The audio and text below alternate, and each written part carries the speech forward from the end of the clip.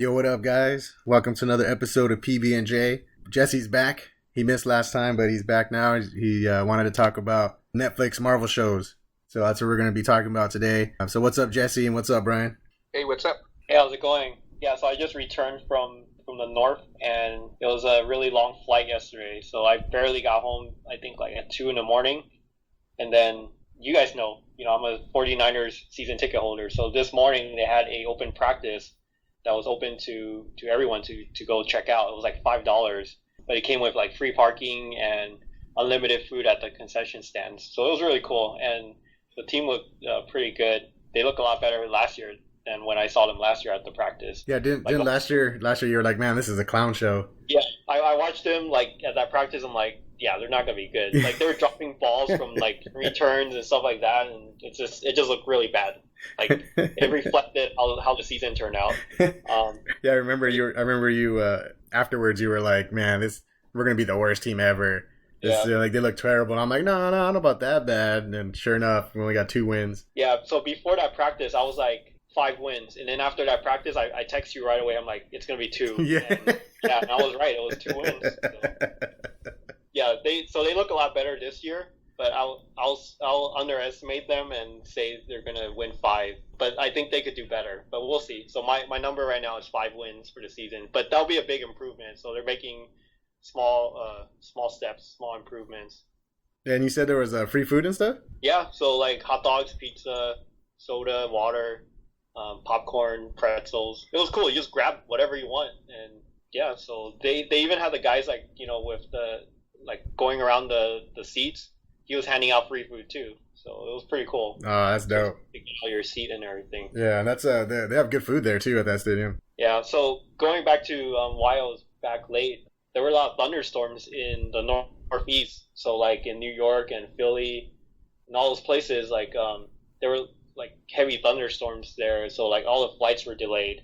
So the flight that I had to take, it was coming from Newark, New Jersey. So it was late by like 3 or 4 hours, and I didn't think I would be home last night to make it to the practice, but I was able to work everything out and got on a plane that got me home before the practice, so that's cool.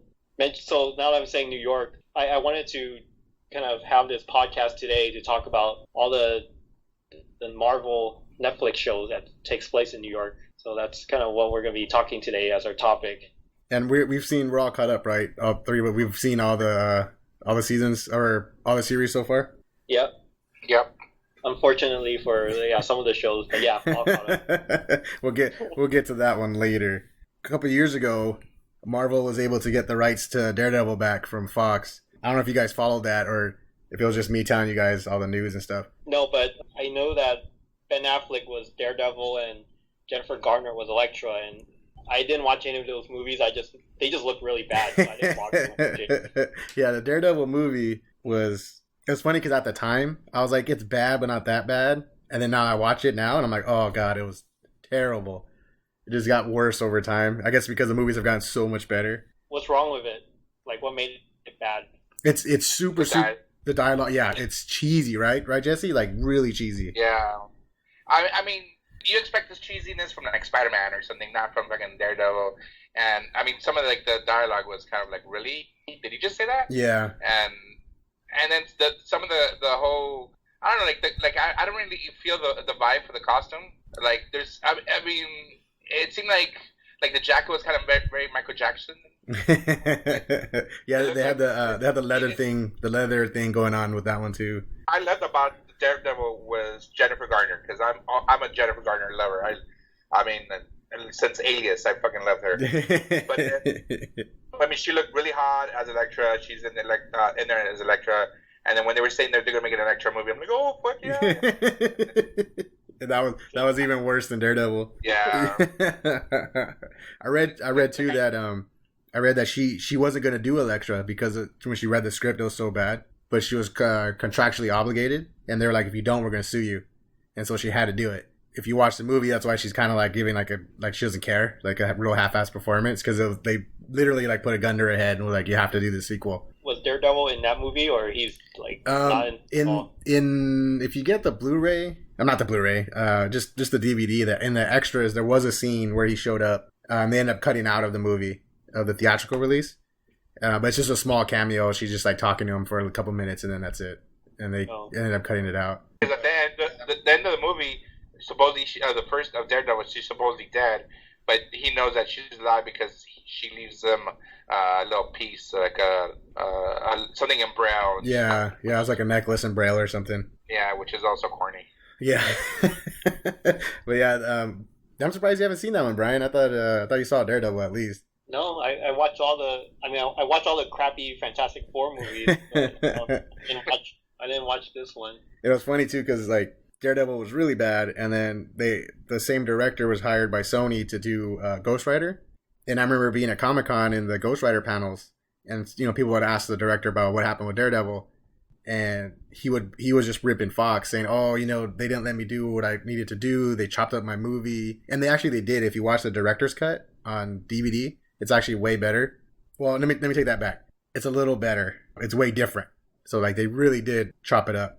So he was like, Fox kind of screwed me over. They didn't let me do my thing. They were all up on my business.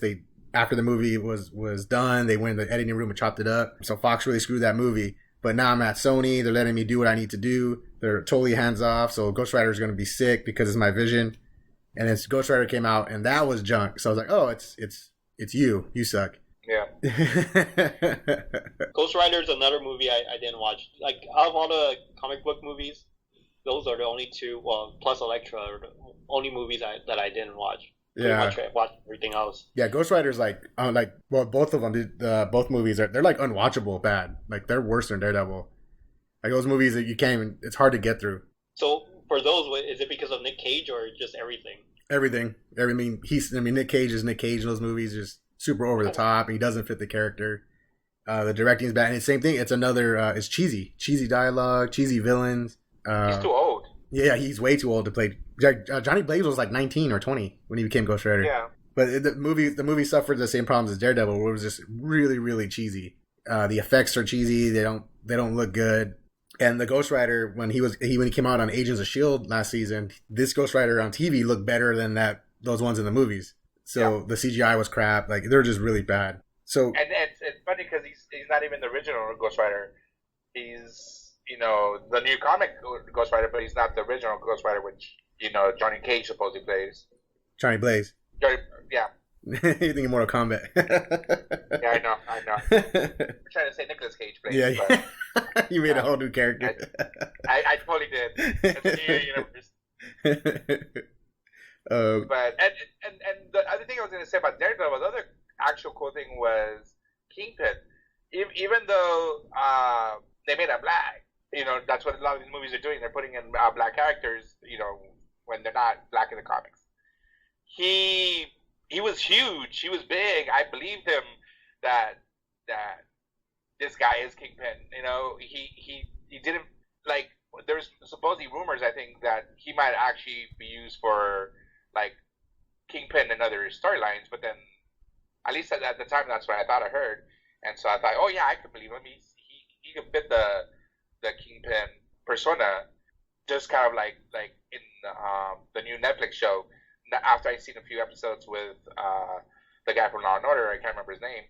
I see him as Kingpin as well. Yeah, and Kingpin in the first Daredevil movie was like really underutilized. Like he's in it for like maybe 15 minutes. It kind of didn't work story wise because you had Bullseye was the main bad guy the whole time, and he was cheesy. Yeah, and he was really over the top. Colin Farrell was really over top with that character, and then they beat him, and then he fights Kingpin as the big bad at the very end, and it's like, well, you didn't really build up Kingpin because he was barely in the movie, so you expect Daredevil to win, and he does. He beats him. So it was a waste because they got Michael Clark Duncan, who's a good actor, to play Kingpin, and they barely used him. Like 15 minutes maybe. I'm trying to remember more, but I don't think so. Two scenes. The one where they're at their office and Bullseye's on his desk. There's that one. And then the other one is at the fight scene at the end, basically. Yeah, that's it. Yeah, it's like, well... Or at the dance as well. Yeah. At the party. So it's like, you couldn't... Like, they shouldn't even have done that. They shouldn't even had that fight in that movie. They should have just saved it. They just kind of threw it in at the end, and it was like, oh, well, this is a waste. So the whole movie was just a mess. So don't worry about it, Brian, since you missed it. It's not worth going back and checking out. Yeah, I do remember watching the trailer. I mean, I could probably be imagining this, but I remember Bullseye saying, "I never miss," and then the next scene you see him throwing stuff and he's missing, Daredevil. So it kind of makes it really stupid. Yeah.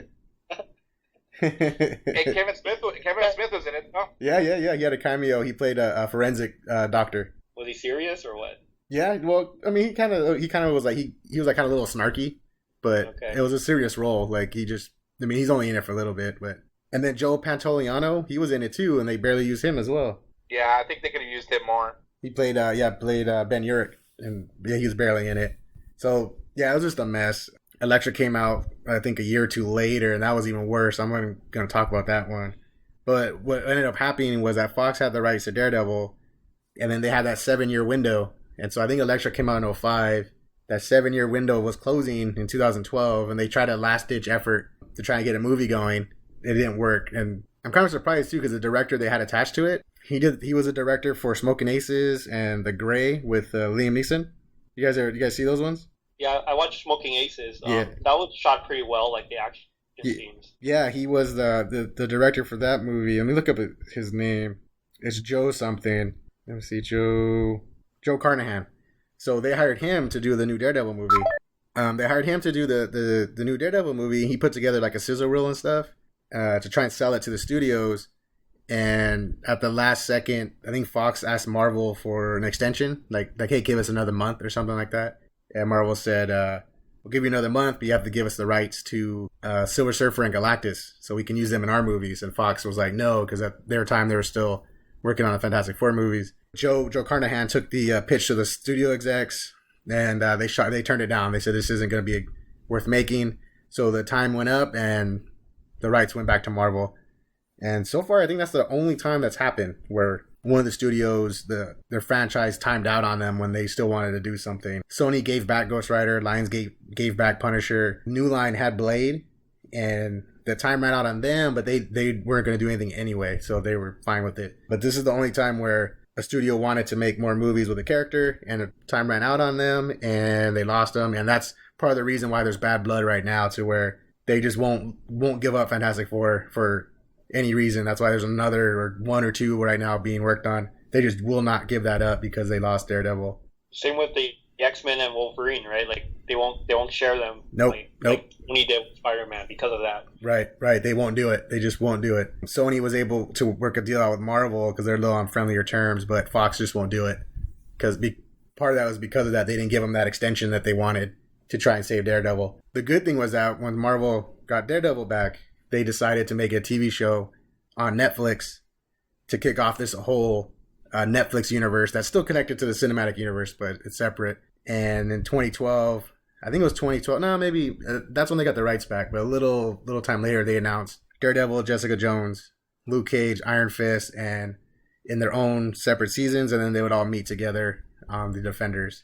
With beginning in 2015. I think it was March is when Daredevil season 1 kicked off. April. Was it April? Yeah, April 10th. That was the first episode. Oh man, that was off the top. That was off the top of my head, dude. I was close. Dude, that's pretty good. Because right now they're well, until this year their pattern was one in spring and one in fall, and then this season they're gonna do, or not this season, this year they're gonna do. They did one in spring. There's gonna be Defenders in a couple weeks, so summer, and then fall will be the Punisher. So I guess let's talk about we'll start from the beginning. Daredevil season 1, which came out April 2015, which we just confirmed. Well, what did you guys think about it? Let's just start off that way. What did you guys think about Daredevil season 1? When it first came out, it was interesting because it was like it was hard trying not to be judgmental because of the movie I saw. I was like, oh, hopefully they don't fuck it up. I hope it's not like Ben Affleck's version.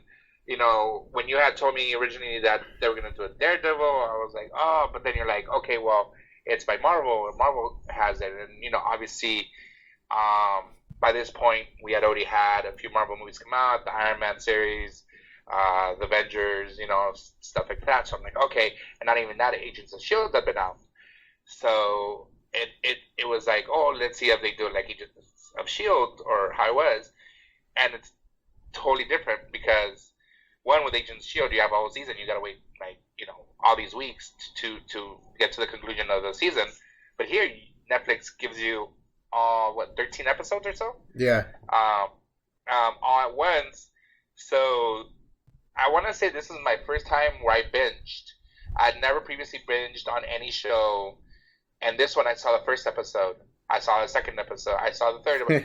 I kept on going. Like my plan wasn't to do that. My plan was just to let me see what this is like, and I'll catch an episode here and an episode there.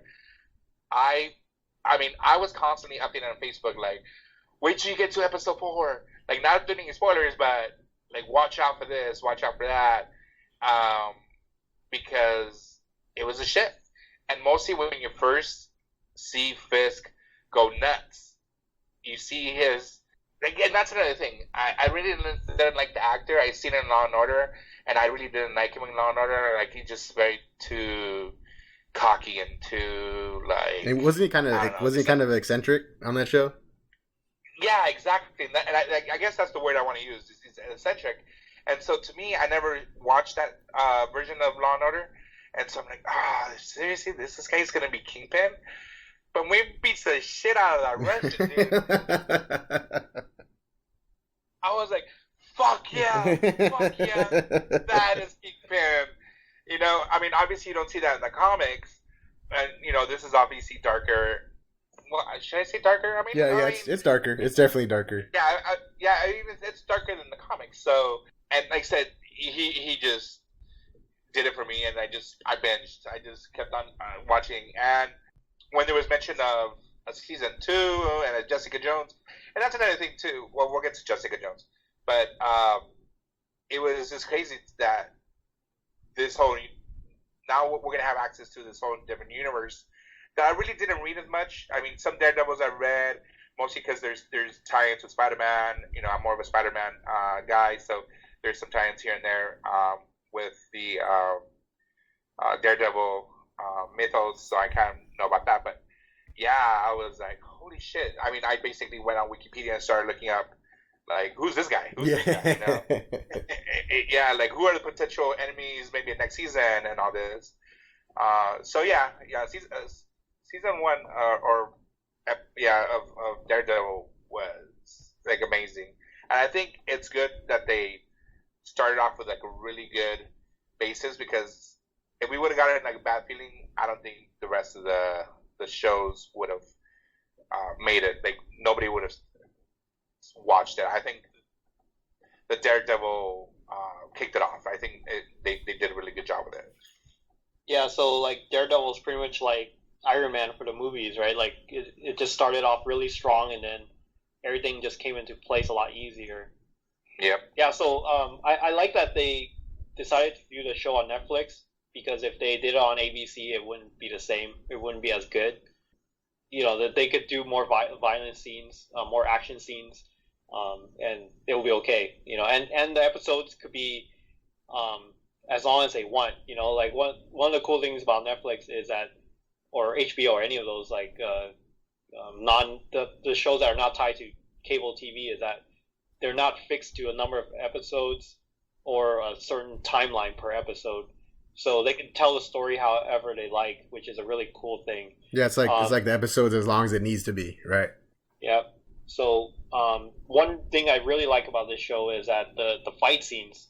When I saw, I think Jesse said episode 4, and I don't recall if that was the episode, but he has this really long fight scene that was kind of done almost in one. I mean, it was done in a few shots, but it was really cool. He's fighting a bunch of guys, and he's just getting his butt kicked. Like, it didn't look like they didn't make him invincible, where he was like just going around just beating everyone up, and he would be unscathed. And so they did a good job of making it realistic.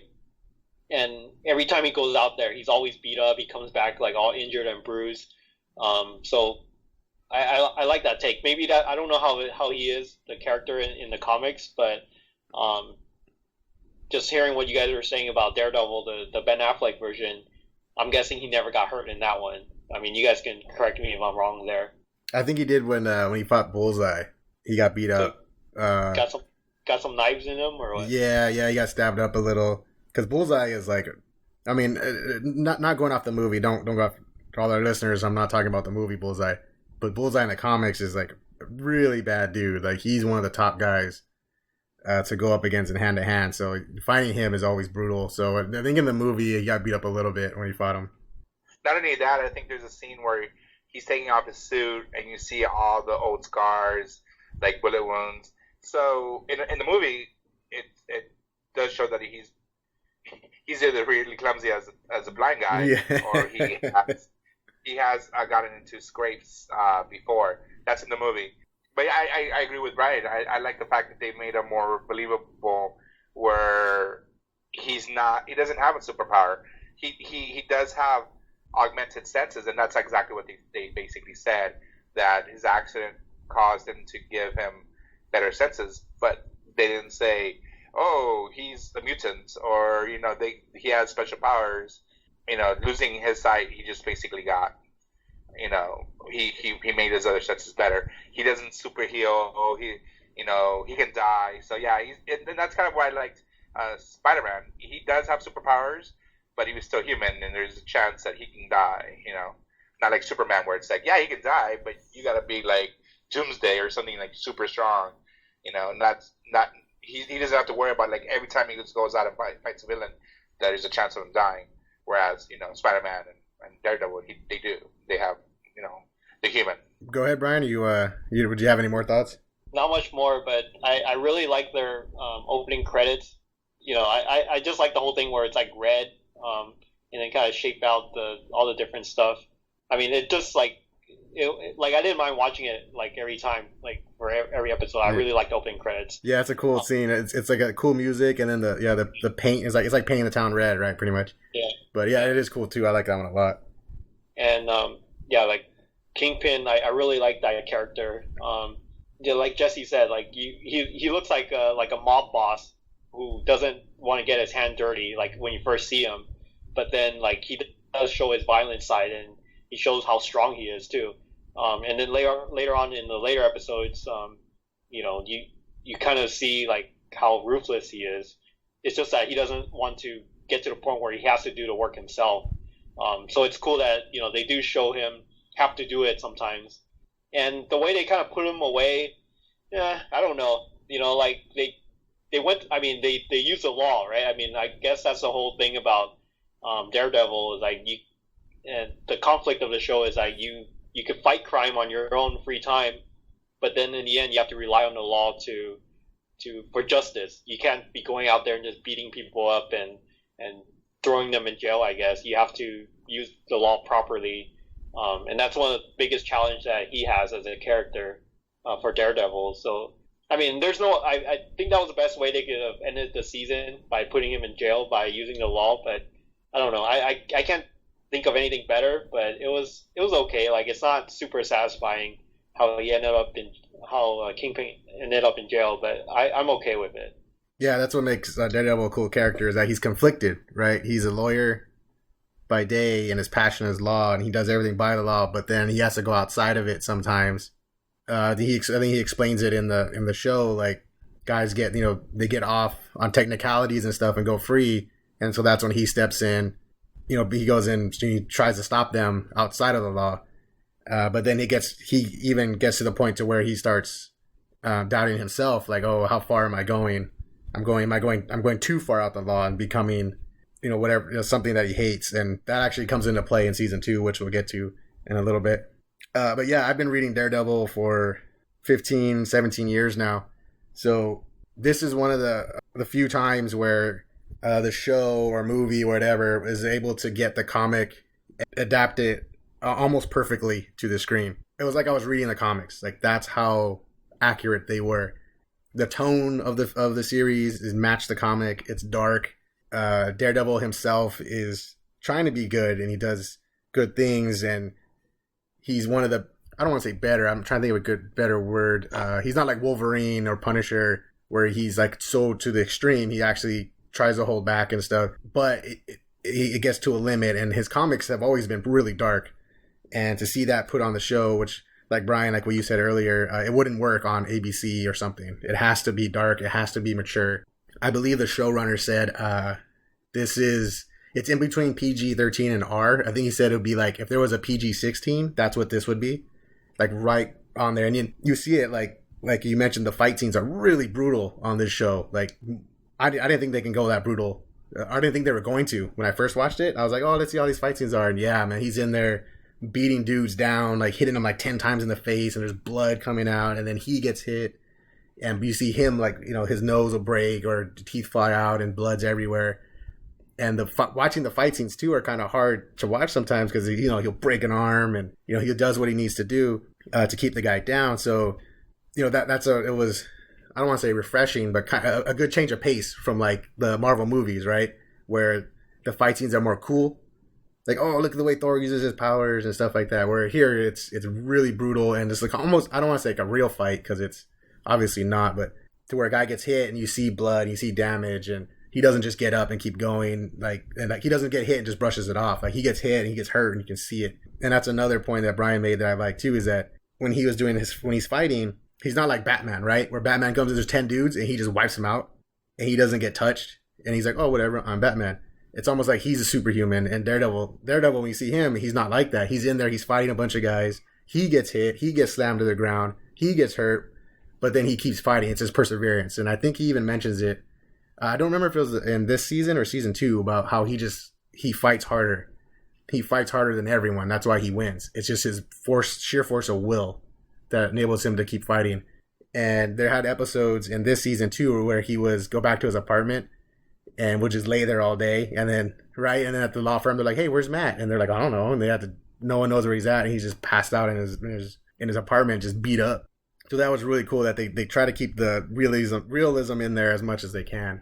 And they took a lot from the comics in that regard. And, you know, his first suit, the all black one, that was like right out of the comics. That was right out of the year one, the Frank Miller, John Romita story from like the 80s. And to see that, I'm like, oh, they brought the black costume, you know, where he was just running around and trying to learn and stuff. And he's still getting beat up. And I think a guy got away even. So like these guys knew what they were doing. They read the comics, they followed the source material, and they adapted it perfectly. Foggy was great. Karen was great. Right out of the comics. The actors they chose are perfect. And then, of course, Kingpin that you guys have been talking about. Like, man, they changed his character up for the show. They kind of made him like he was a little socially awkward, right? Like he didn't quite know how to express his emotions. Like you guys saw that kind of, right? Yeah. Especially when he was around the girl that he wanted to date. I think that was in season 2 though, right? Or was it season 1? No, season one. Yeah. The girl, the one who worked at the art gallery. Right. Yeah. Vanessa. Yeah. He asked her out. Well, he was trying to ask her out, but he didn't know how. And it's kind of cool to see that you're this big, powerful mob guy, right? He's so rich and powerful, but when it came to talking to a girl, he couldn't do it. That's cool. You don't see that all the time. And I think Brian said earlier that when you see how strong he is, it's because of his rage. And they go into his background in the show, how he was, you know, his father was abusive and stuff. So he has this pent up rage in him. And when it comes out, he just becomes this monster where he gets the guy, slams his head in the car, and then he decapitates him with the car door. Like, because he embarrassed him in front of the girl. Remember? That was crazy. He was just screaming, "You embarrassed me!" and just slams at him and kills him. And his boy Wesley is just standing there like, okay, I'm just going to wait till he's done and I'll clean it up. Yeah, but Kingpin was amazing. Vincent D'Onofrio, that's his name, Jesse. I know you couldn't remember it earlier. Just knocked it out of the park with him. And it's kind of interesting because in the comics, Kingpin is massive. Like, you can't get a guy that big. Like, for me, Brian will know this, but I always imagine Big Show from WWE.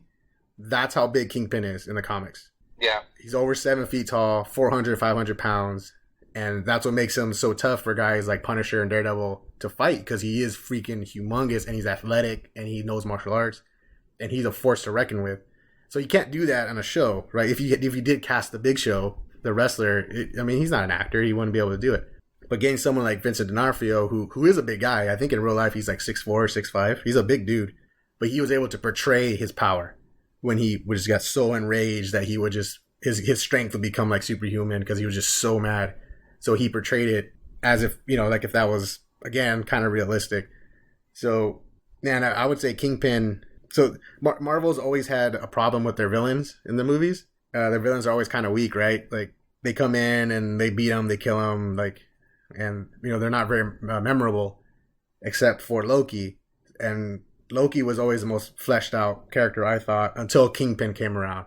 And I think that's another benefit of having a show where you have 13 episodes where you can really get into his character and really build up who he is and why he's such a great character. So Kingpin, Loki, and I think Kilgrave from Jessica Jones, which is what we'll get to next, is those are the best villains so far that Marvel's produced. But yeah, I love Daredevil season 1. I was like Jesse, 1 episode, 2 episodes, 3 episodes, 4 episodes. Damn, it's 2 a.m, whatever, another one. Yeah.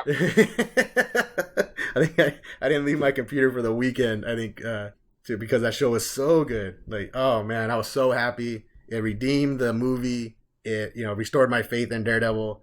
I'm a big fan of the Daredevil in the comics. He's always one of the most consistently good comics out there. Is always Daredevil. So I was super happy that they were able to get him and redeem him and have such a great season. And like Brian said, he was like the Iron Man. Like, because it was so good, it set the standard for the rest of the shows, and it kind of set a template for them to follow and to make them consistently good. With a clunker here and there, which again we'll get to later. Love Daredevil season 1. It's, if anyone's out there hasn't seen it, go out and watch it immediately, and then follow it up with our next show we're going to talk about, which is Jessica Jones. By the way, before we go and jump over to Jessica Jones, I kind of also want to go ahead and touch bases on the supporting cast.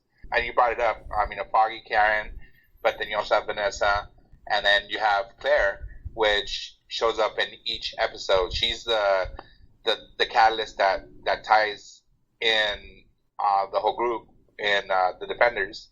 So I think that they did a really good job with casting her and how they used her.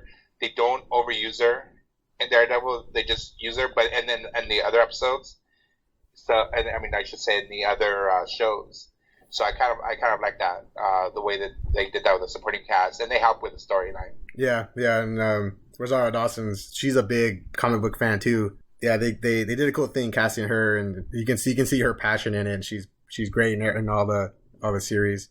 But we mentioned Vanessa a little bit, but she's right out of the comics too. For the listeners who don't know, she was in the comics, and she's Kingpin's wife and stuff in the comics too. So I was kind of surprised they brought her in because she's kind of a minor character, but I thought it was cool to see her in live action. Yeah, and I expected her, like, at first to be like, "Oh my God, you're a horror." She was like, "No, you take your place." Like she's badass herself. You see her as some skinny little girl, and maybe she'll be scared of what he does. Doesn't even phase her. Doesn't phase her, yeah. She was like, "Oh, cool." She's like the perfect person for a partner for him, and she understands his awkwardness. Like you said, he's kind of quirky and shy, and she's cool with it. Like she understands, and she's perfect. Like if they went to court, she's like, "No, we're married." She's ride or die kind of thing. That's what I liked about her character too. Yeah, Brian, you had something you want to throw in there? Yeah, I just want to quickly throw in that by adding her on the show, in the story, it made Kingpin vulnerable, right? So that was a good thing to have to add, or else he would pretty much you wouldn't be able to take him down even with the law. So I like that by bringing her in, and then I like the whole thing about why he was attracted to that portrait of the white portrait that was in her gallery, and you see in the end when he's sitting in the jail cell, or I think it was there, right? It was like it was from his childhood, from his dad being abusive to him, and then when he saw that painting, it was exactly the same as the wall, that he saw when he was growing up. Yeah, when he got in trouble, he had to sit and just stare at the wall. Yeah, and it's the exact same kind of look as that painting. Yeah, it's almost like he's like reminding himself and just keeping himself angry. He's just staring about his childhood and stuff.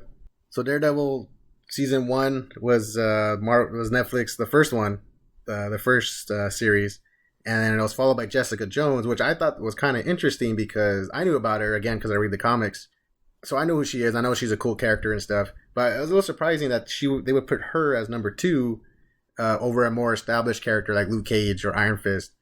However, season 2 of Jessica Jones ended up being freaking great too, just as good as Daredevil season 1. I was surprised.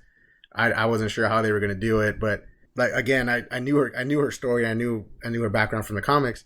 They did the same thing. It's kind of, I don't know if it's because they were all under one. Like Jeff Loeb is the executive producer of all the TV stuff, so I don't know if he was kind of monitoring it or it's just their showrunners knew what they were doing as well. But man, I love Jessica Jones season 2. But what do you guys think? I know you guys, Jesse, you might have heard of her before, but I know for a fact Brian doesn't know who she is. So what did you think about it, Brian, going into seeing this character that you had no idea who she was? Yeah, I didn't know, like you said, I don't know anything about her. I mean, I just know that she has like superhuman strength. But the thing is, like with that show, she didn't use it that much, and when she did, it wasn't that impactful, right? Like she would just shove a guy or just move him out of the way or punch a wall or something. But for some reason, like she didn't have to, for that show, they don't have to show her use her power that much. I guess it's because of the villain, like Kilgrave, who happens to be one of the Doctor Who characters from the past. I mean, I didn't watch Doctor Who, so I don't know. But I was told that. But I think that's why he was such a good villain, because he was such a good actor, you know? Yeah, that guy was really good. Yeah, so with him, you can't use your power, like your superhuman powers against him. So I think that was why the show was able to get around her not having to use it that much. It was more about her fighting his, I guess, like, what would you call it? Like, mind control? Yeah, it's like mind control, or influence maybe. Because he explains that I'm only telling you you want to do it. Right. I just throw it out there and then you want to do it, which of course is him still. Yeah. So like with this show and with the first Daredevil, there's one villain throughout the entire season. We'll get into the next two, but I like that they flush out all the characters. They spend the time to go over the background. Like they'll always hint like a little flashback. Like how everything started, because like in the beginning they made it kind of like a mystery, right? Like the entire show they made it like a noir type thing where she's like a detective, but you don't really know what's going on. Like you have to keep watching, and I like that style. It's different from Daredevil, but it worked. So I really liked it, and I like the girl too, the actress. She was in Breaking Bad for a season, and I really liked her on that show too. I think it was good, and it was a good way to bring in Luke Cage as a love interest, and he wasn't there on the show too often, but enough to make an impact and to get you familiar with him, so you can watch, for his show, which we'll get into later. So yeah, I really liked this one too. I was actually surprised. And how about you, Jesse? Did you know who Jessica Jones was, or not really? I did know who she was in a way. I remember reading a storyline where they both have a kid. The kid gets kidnapped by Jarvis, and I think this is during the Skrull Wars or something. I forget exactly what it was. And at the time, they're both Avengers. So I knew who she was, or that she was a character in the Marvel world, but I didn't know exactly what she was, what her powers were. All she was freaking about her stolen kid. But this is in the comics. But so when this show came on, I'm like, a chick show. I mean, I was barely starting to get used to Sky on Agents of S.H.I.E.L.D. and it's like, and I love Sky. So I'm like, how is this gonna compare? And no, I at this point I hadn't seen Breaking Bad, so I didn't even know. I knew who she was, the actress. I'd seen her in some other stuff, but I wasn't like a big fan. So when she came in, I was like, I don't know, is she supposed to have superpowers? She's like tiny, but she can kick ass. And when she and Luke Cage had that love scene, I was like, oh, okay, that's some crazy shit. And just before any Doctor Who fans, the guy's name was David Tennant, or is David Tennant, and he was the 10th Doctor.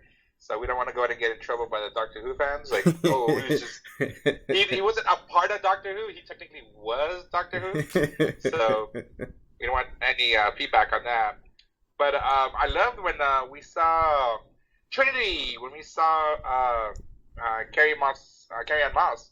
So that was kind of cool. So yeah, I mean, like I said, I didn't know who she was. I kind of did like I was surprised. I didn't think I was gonna like it. I actually been watch this as well. I didn't think I was at all. I seriously didn't. I was going in there with like whatever. I guess we'll see it. It's got to be good. Let's see how Daredevil gets tied into this. And there's a few kind of tie-ins, or I shouldn't say tie-ins, but they're obviously in the same universe, and there's mention of situations going on in I can't think of the area. New York. Devil's Kitchen. No, oh, Hell's Kitchen. Hell's Kitchen. Yeah, Hell's Kitchen. I'm sorry. Yeah. So like I said, I kind of like that those tie-ins. And all of the shows they somehow get tied back into some of the other. It's in the same universe, I guess. So yeah, I mean, like I said, I kind of liked. She's always having to replace that stupid window. The window, yeah, on her office. Yeah, it's like the biggest thing in the whole season. This is the window. Yeah, it's kind of cool. This is what her job is. She's a private eye. She's not like, what you would think of. That's what she would be doing. But yeah, I kind of learned to like her. And I can't wait till we see her in Defenders, and then we see her hopefully in season 2. Yeah, so John, why don't you kind of go into her background? Okay, yeah. So Jessica Jones, she's actually a pretty recent character. I think her comic was called Alias 2, which is why they didn't call the show Alias, because there is an Alias show, and I think she debuted in like 2000, 2001, and what was interesting was that Marvel at the time started a series of comics under they called it Marvel Max, and they were comics that were 18 and older. They were mature comics, and that comic was the very first one. So that comic, there was cussing, there was sex, there was nudity, there was hyperviolence, and it was great. It was freaking awesome. That was a great book. And when they put her on the Netflix, it worked perfectly. Like I said earlier, it not quite rated R, but close. So her character fits in that style perfectly. So her character, she got superpowers, right, in a freak accident. Science. I think on the show it was like a barrel of stuff landed on her, and she got powers. And it's actually a mystery on the show and stuff. So she got strength, and she can fly. Like, not really fly, it was like kind of like jump short distances. And she tried to become an Avenger and become a superhero, and failed. She got her mind taken control of by, in the comics, his name is Purple Man because his skin is purple, but by Kilgrave. And she actually attacked the other Avengers, and they had to beat her down and to stop her, and then they were able to chase off Purple Man and all that stuff. And when they did that, it broke his control on her, but she was so traumatized by the event that she quit being a superhero and became a private eye. And it contributed to her personality on the show, where she's really cynical of life. She's kind of feels like a loser. Nothing works out for her. She became a heavy drinker, and she's real surly, not the nicest person. And so just like on the show, so the show again captured the comic perfectly. Like, it was like when I saw Jessica Jones season 2, I was like, oh my God, Netflix can do no wrong. This is amazing. It was great. And to have the Purple Man in there, who's kind of a goofy character in the comics, he's a guy with purple skin who can make you do what he wants. They updated him in the Alias comic to where he's just a freaking sleazy, creepy guy who's basically a sociopath, right? Because when you think about it, if you can have anyone do whatever you want in life, would you be a good person? Probably not. You'd probably be like this guy. You would just tell, like, oh, there's a hot chick. Hey, come with me. Hey, you over there, give me your money. And they would do it, and you would get whatever you wanted, whenever you wanted. And then David Tennant played it out perfectly, to where he was like, he would walk around and smile and stuff, and he was like kind of charismatic and charming, but really he was just a sleazy guy. And he was great. So the show starts with her. She's already past the Avengers. She had already gotten her mind taken control of by Kilgrave, and then in the first couple episodes, he comes back and he starts messing with her. And so it's like Brian said, it's like a psychological, more of a show. Like, how do we fight this guy? You can't fight him heads on because he'll just make you do whatever he wants. So you had to find other things, other ways to beat him. It was more like, it was more trying to outthink him. And as the show goes on, you see he just becomes more depraved and just crazier. Like, when you remember he took over that apartment, he just walked in there and was like, okay, you go stand over there, then you make me dinner. And it's crazy. And the people there are crying because you know what you're doing. That's what makes his power so gross, I guess, is that you know what you're doing, but you can't stop it. Like, he was how you jump off the bridge and you're in your head, you're screaming at yourself not to do it, but you're doing it. Super, super crazy guy, super crazy villain. I loved it. Like I said, him, Kingpin, and Loki are probably the 3 best villains so far. But again, the supporting cast was really, really strong on the show, just like Daredevil, right? You had her friend, Patsy, who's also a character in the comics, a superhero in the comics. Isn't it her sister? Isn't Patsy your sister? Yeah, I think in the comic they made her like an adopted sister. Her family took her in when her parents were killed. And they actually had to replace her because in the comics, her best friend is Carol Danvers, who is at the time was Miss Marvel, and now she's Captain Marvel. But Marvel already knew that they were going to put her in her own movie and stuff, so they had to switch her out, and they put in Patsy Walker, who's known as Hellcat in the comics. But still, it worked out great, because I don't know about having another superpowered character in the show. I don't know if you already had Luke Cage in there and stuff. She was great in her part. The kid, the junkie, that lived in her building, and he got clean and stuff, and he started a support group for all the people who have been affected by Kilgrave. That was really cool too. Like, you can see these people who are traumatized by him get together and work, trying to get their lives back on track.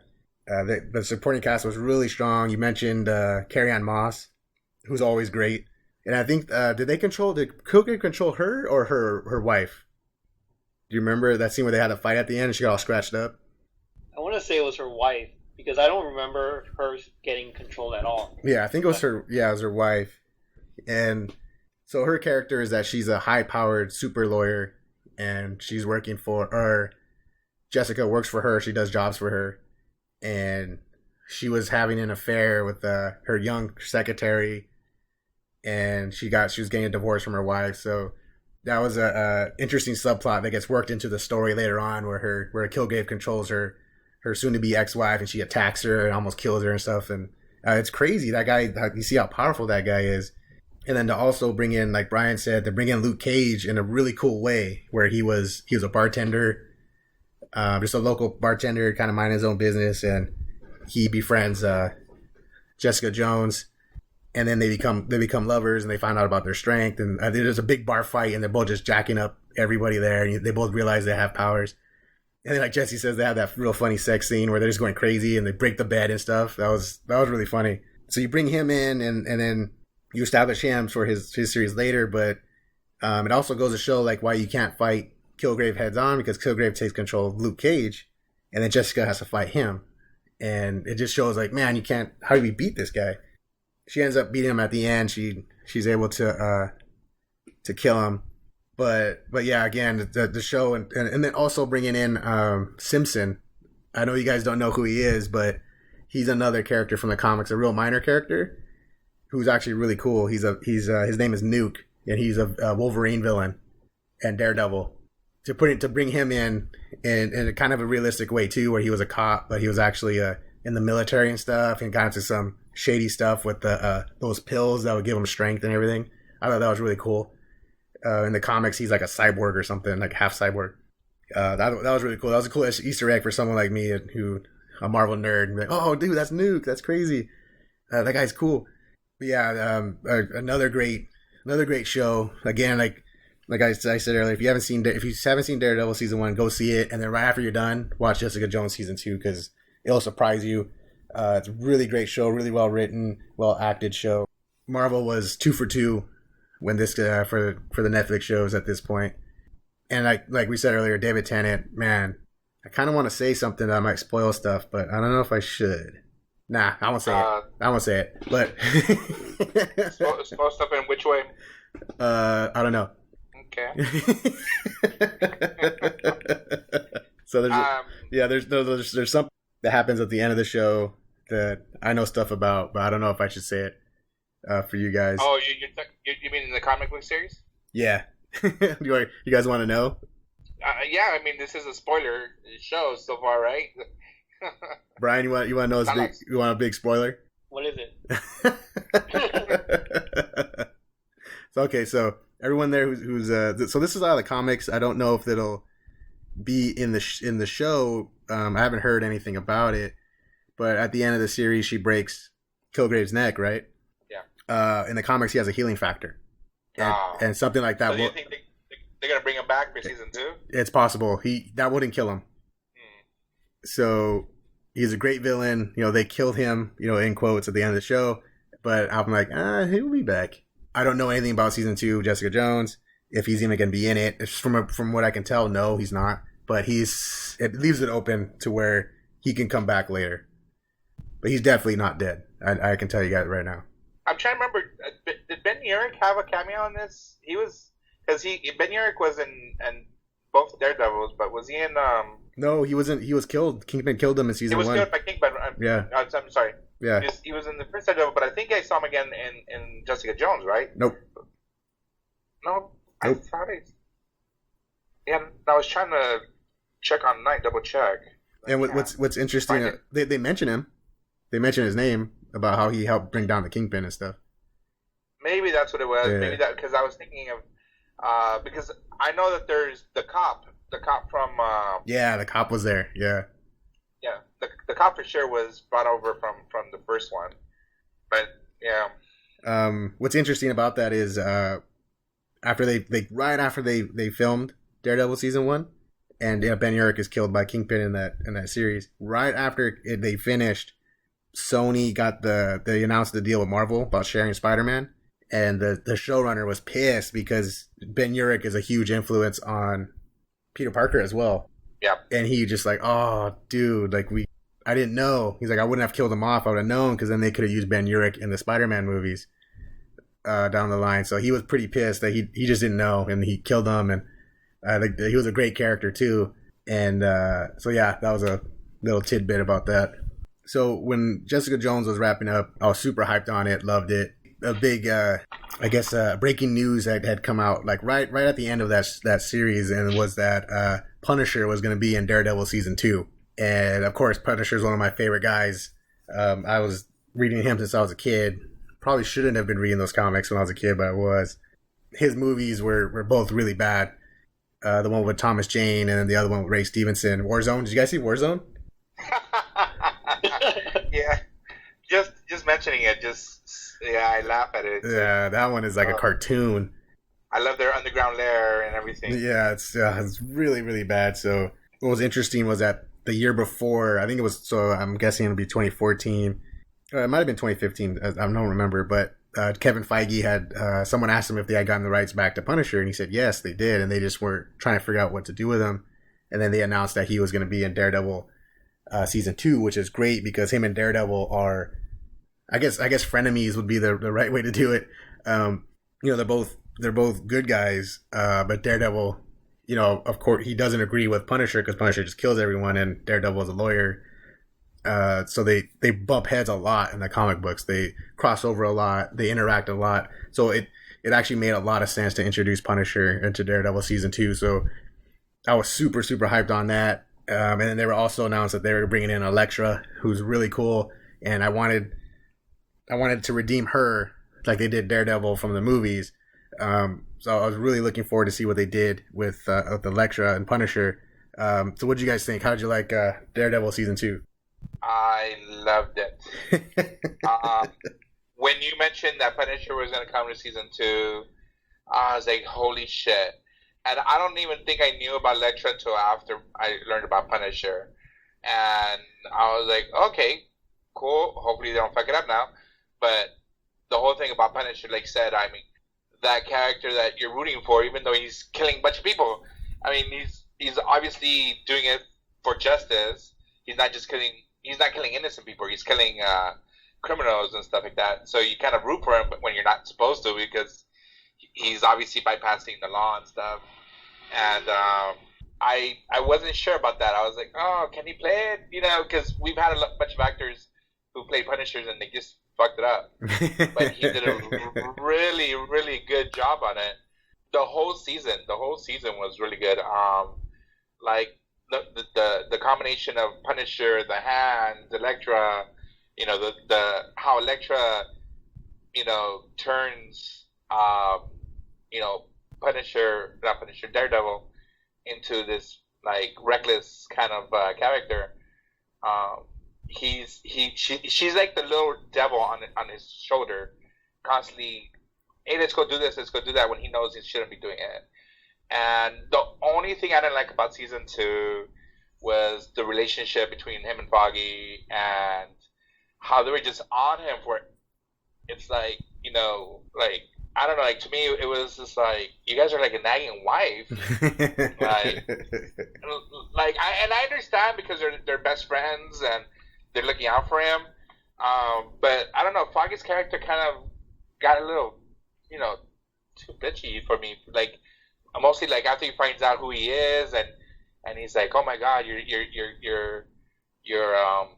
like he doesn't understand that he has to do this. That Daredevil is in the position to do good and needs to do it. It's like it's not like he wouldn't want to give it up, and maybe live a normal life. And mostly after, you know, Elektra comes, like he finds it like maybe he can be in a relationship, but he can't because he's got these powers or this ability to do right, and so he has this moral responsibility to do what he does, take care of his neighborhood, you know. And these guys are just on him. I'm like we're not gonna be friends. It's like, come on, stop being love. You know, I don't know. That to me, that was the only thing I didn't like about season. No, yeah, no, I hear you. My brother said that he had the same thing when he watched it. He was like, dude, Foggy just whined the whole time.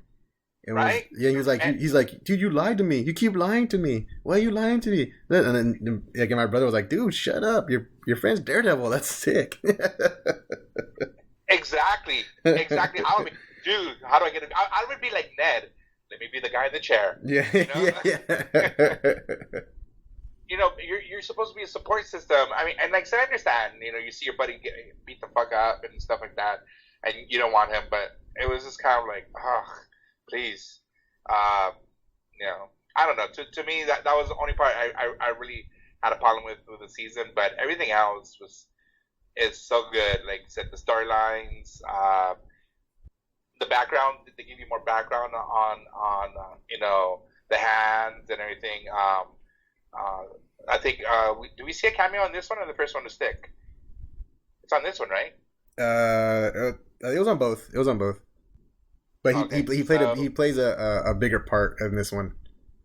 He calls. I love the way he calls him out. He's like, you know, he just straight shooter, and it's like, you know, he's doing it because he's trying to motivate him. So. Right. So yeah, I mean, to me, like I said, I really love. I think like after season 1 of Daredevil, I couldn't think it better. And even Kingpin's small role in this season was still big. So when Kingpin grabs him in the jail, when he's in prison, and he just grabs him by the throat, and he just shows him how much power he has. I mean, it just like, wow, you know, that even though he's in prison, he still has some form of power over the Daredevil character, and he's obviously not one to mess with. And you know, like I said, it's this whole season, you know, you just have a lot of, like, usually when you see a movie and there's so many villains, it's like saturated, and you're just like, ah. But with this one, you know, you have so many storylines, but they mesh well. You know, you have the Punisher, you have Elektra, you have the Hand, you have Mescal, you have you know, Kingpin, and I think they did a really good job balancing everything out. So that's what I think about that. What'd you think, Brian, going into this one? Did you had seen the Punisher movies before, right? No, I haven't. Oh yeah. I don't think I've seen the entire Tom Jane one. Yeah, I like this season. Like I like the way they introduced Punisher. You know, where they show like I think they were in the warehouse or something, and then a bunch of the the Irish mob. They just get like bullets just flying in, and you don't know who it is. I mean, like I knew who like it was gonna be Punisher because I read the announcements beforehand. But it was a cool way to introduce him to the show. For those who don't, so to answer your question, no, I haven't seen the Punisher movies. I just saw bits and pieces of the Thomas Jane version, but even that one, it didn't look that good. It looked more like a PG-13 movie. I mean, it was a PG-13 movie, wasn't it? Yeah, it was. So it wasn't like they didn't. That wasn't a real Punisher. He just like this one. The guy he's like the opposite of what Daredevil is, right? Like he gave up on the law. He doesn't care about that anymore. He just wants justice, and his way of justice is by killing people. I mean, for those people, those bad guys who deserve it. And then like Jesse mentioned, like there's another person, Elektra, who comes in, and she's always like pulling Daredevil to also go the other direction. So in this season, it's more of a like internal battle with himself, I guess, where it's so much easier to just go in that direction, just kill everyone, and just screw it. You don't have to do things the right way and use the law. But he was, in the end, he sticks to his guns, and he was able to do things in a compromising way where he can still stop crime as Daredevil and still use the law to his advantage. And I completely agree with Jesse about Foggy just spending like almost the entire season just like being upset at him because he's Daredevil, which was pretty stupid. It didn't make sense at all.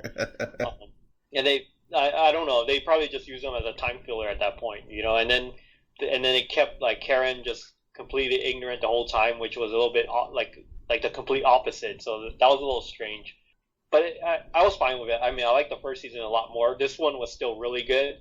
My only big complaint was the way they ended the last episode, where they have this giant, massive like fight scene where Daredevil and Elektra are fighting their way to beat the Hand, and then you just see Punisher show up for a little bit. He just like snipes some guys, and then he's gone, and that was it. Like I think they could have used him more there for him to make a bigger impact. So that was the big complaint I have for like season 2. But overall, I thought it was pretty good. Yeah, no, they probably had a budget. They probably had a budget and how many bullets they had. That's exactly what I was about to say, Jesse. Because I thought the same thing. I'm like, what if I was like, why didn't they use him to start mowing down the some of the members of the Hand? And then I was like, you know what? That's the last episode. I bet you they're probably running out of money. Like, we can't buy any more bullets. No more bullets. No more blood. The extras, we keep on using the same extras. Yeah, because you just put them in ninja suits, and there you go. Yeah. I was like, I was thinking the same thing. I'm like, why didn't he just like mow down? But then I started thinking about it. If he's up on the roof like that and he's just shooting, he's you have to have all those fake bullets, and then he's also causing damage to the ground. So they would have had to use all the special effects, the squibs and stuff on the ground, and cause damage. So I was like, it's probably a budgetary thing. Yeah, no, they nailed the Punisher perfectly in this series. I mentioned the 2 Punisher movies. There was actually a third one that I forgot to mention, the 1989 one with Dolph Lundgren. I know you haven't seen that one for sure, Brian. Did you see that one, Jesse? I do. Now that you mention it, I totally forgot about that one. Yeah, that one's really, really... That was a straight-to VHS movie back in the day. Yeah. I remember it being kind of weird because I was thinking of him as the Russian and Rocky, and for him to be the Punisher threw me off or something when I was a kid. Yeah, no, that one's really, really bad. Like, it's him against the Yakuza, and it's like super racist and just really bad. He doesn't even wear the Punisher skull on his shirt the whole movie. So there was that one, and then the Thomas Jane one.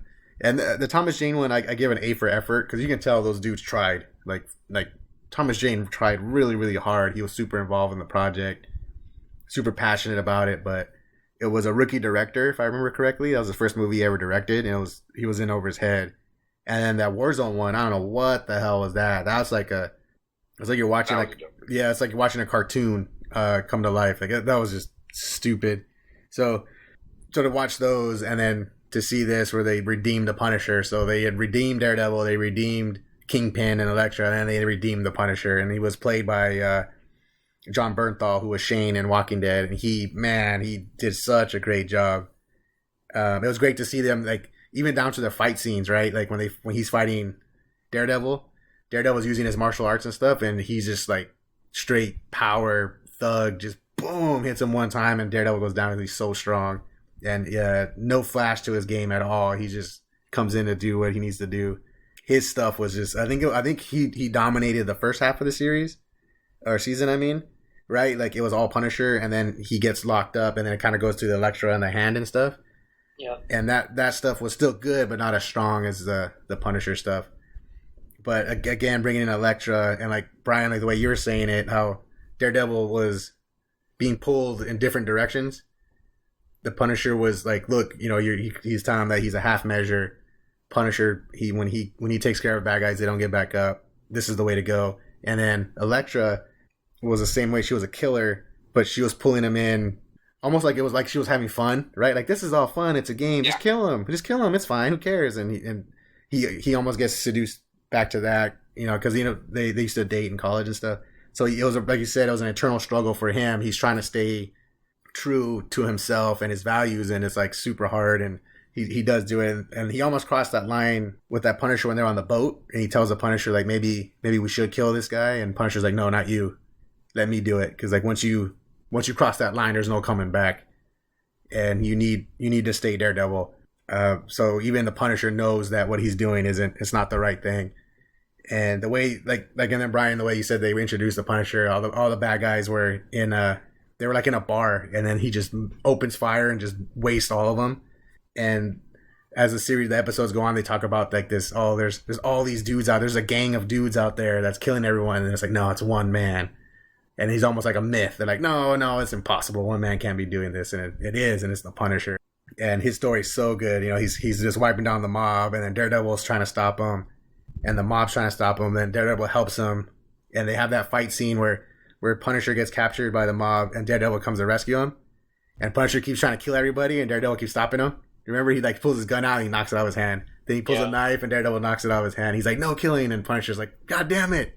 And that was a really great scene. They were able to fight their way out. Punisher gets arrested.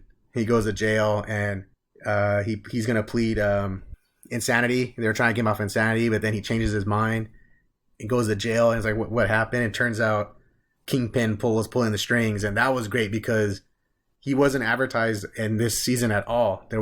I had no clue that Kingpin was supposed to be in it, and then he just pops up, and I was like, oh yes, Kingpin. And they show him how he got when he got in jail, how he built his crew up. Remember, he built a crew like in a week. Just had a crew in jail, and they started running things, and then there was a big shot caller, and he takes him out, and he becomes the ruler of the prison like super fast, and then he hears about the Punisher. Did you see how much he benched? Yeah. that was a great way to introduce him. They bring the Punisher in to the gym, and you see this dude bench pressing like 500 pounds or something, and he stands up, and it's the Kingpin. He's like, oh no, the Kingpin. This is sick. Remember, that was me. This is sick. In the next episode. And they had their interaction in prison where Kingpin tried to kill him. And they had that great hallway fight where Punisher had his hallway fight scene, and he kills like 6 dudes. But really, like you have like Brian mentioned it in season 1, where there's that hallway fight where Daredevil goes in, he fights those guys to rescue that kid. And he's doing like, you know, his martial arts and stuff, and he's fighting. It's real brutal. And then you see Punisher's hallway scene, and he's just like bashing dudes' skulls in, getting a shiv and just shanking guys, and he gets stabbed, and he pulls a knife out and kills guys with it, and it's just super brutal, and it was in a different way, and it was great. That's what I liked about Daredevil, is that everyone had a different fighting style, right? And then Elektra, same thing, she was more martial arts and stuff, which another show, which we'll get to later, didn't do, where these fight scenes in Daredevil are amazing. Punisher and Kingpin are in prison, Punisher kills all his guys, and Kingpin's like, oh, maybe I should keep you around, you should work for me. And he's like, well, you just wanted to kill me. He's like, yeah, but I changed my mind. I'd rather have you on my side. And they had that great line where Punisher tells him, next time we meet, only one of us walks away. And Kingpin just goes, of course. Like, yeah. Oh, so good. And then you had the Elektra come in, and they started bringing in some mystic stuff with the hand. They're resurrecting their guys, remember? They bring their dudes back to life. So the hand, you bring in the supernatural into them. They had the big showdown at the end with what's his name, Nobu? That was his name, right? The ninja. Yeah. So they have a big fight out with Nobu, and they're able to stop him because they want to bring about. I don't think they call him the Beast on the show. In the comics, he's known as the Beast. He's a demonic entity that the Hand worships, and they're trying to bring him out, and they're able to stop him and stuff. Yeah, Daredevil season 2, man. Bringing in the Punisher was just great, and Elektra, and it's all good again. Like, they redeemed all of them. They did it again. Daredevil is freaking amazing. Yeah, maybe not overall as strong as season 1, but the Punisher stuff is just, man, so good. And then it was such a big hit that they added a Punisher series, which is going to debut this year. I think in November, I want to say. They're filming it right now, and Defenders comes up in a couple weeks, and they're being real secretive as to whether Punisher will be in it or not. I'm guessing he will be, because you have to, right? But they're keeping it hush hush. They won't. Every time they ask the producers, and they're like, I don't know, just watch the show. I don't know.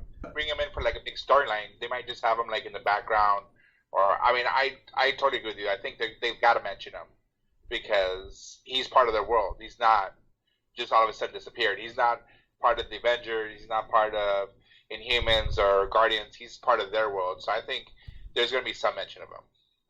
Yeah. Anything else? Anything else you guys want to throw in about season 2? I want to hit something on what you were saying about the Punisher.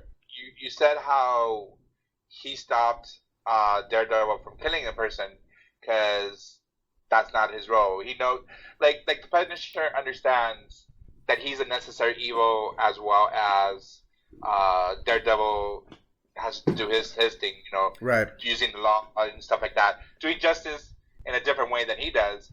And it's almost kind of like when we see him in Civil War in the comic books, where he does the killing for Captain America, even though Captain America beats the shit out of him and he won't hurt Captain America. There's a respect, right? There's Punisher understands his role in this world, of how evil made him the way he is, but he won't let somebody else cross that line. Yeah.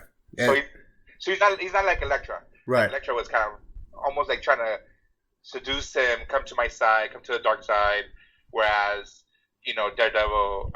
Punisher is no. Yeah, this is my job. Right. You stay on that side. I stay on this side. Correct. Yeah, and there's a story in the comics which they might do in the show. It's one of the more popular stories recently where Daredevil gets arrested and put in jail, and Punisher gets himself arrested on purpose to go into jail because when he does get in there, Daredevil's like, "What are you doing?" And he's like, "Man, you're not gonna last 2 days in here, not with the way you roll, no killing and stuff." He's like, "They're gonna get you, so the world needs Daredevil, so I'm here to get you out." So even though they don't like each other, there is the respect, and they do respect each other, and they know that they're both kind of necessary in that world. They both need to be around. So yeah, definitely pretty cool. I hope they put that in the show. I'm not sure though.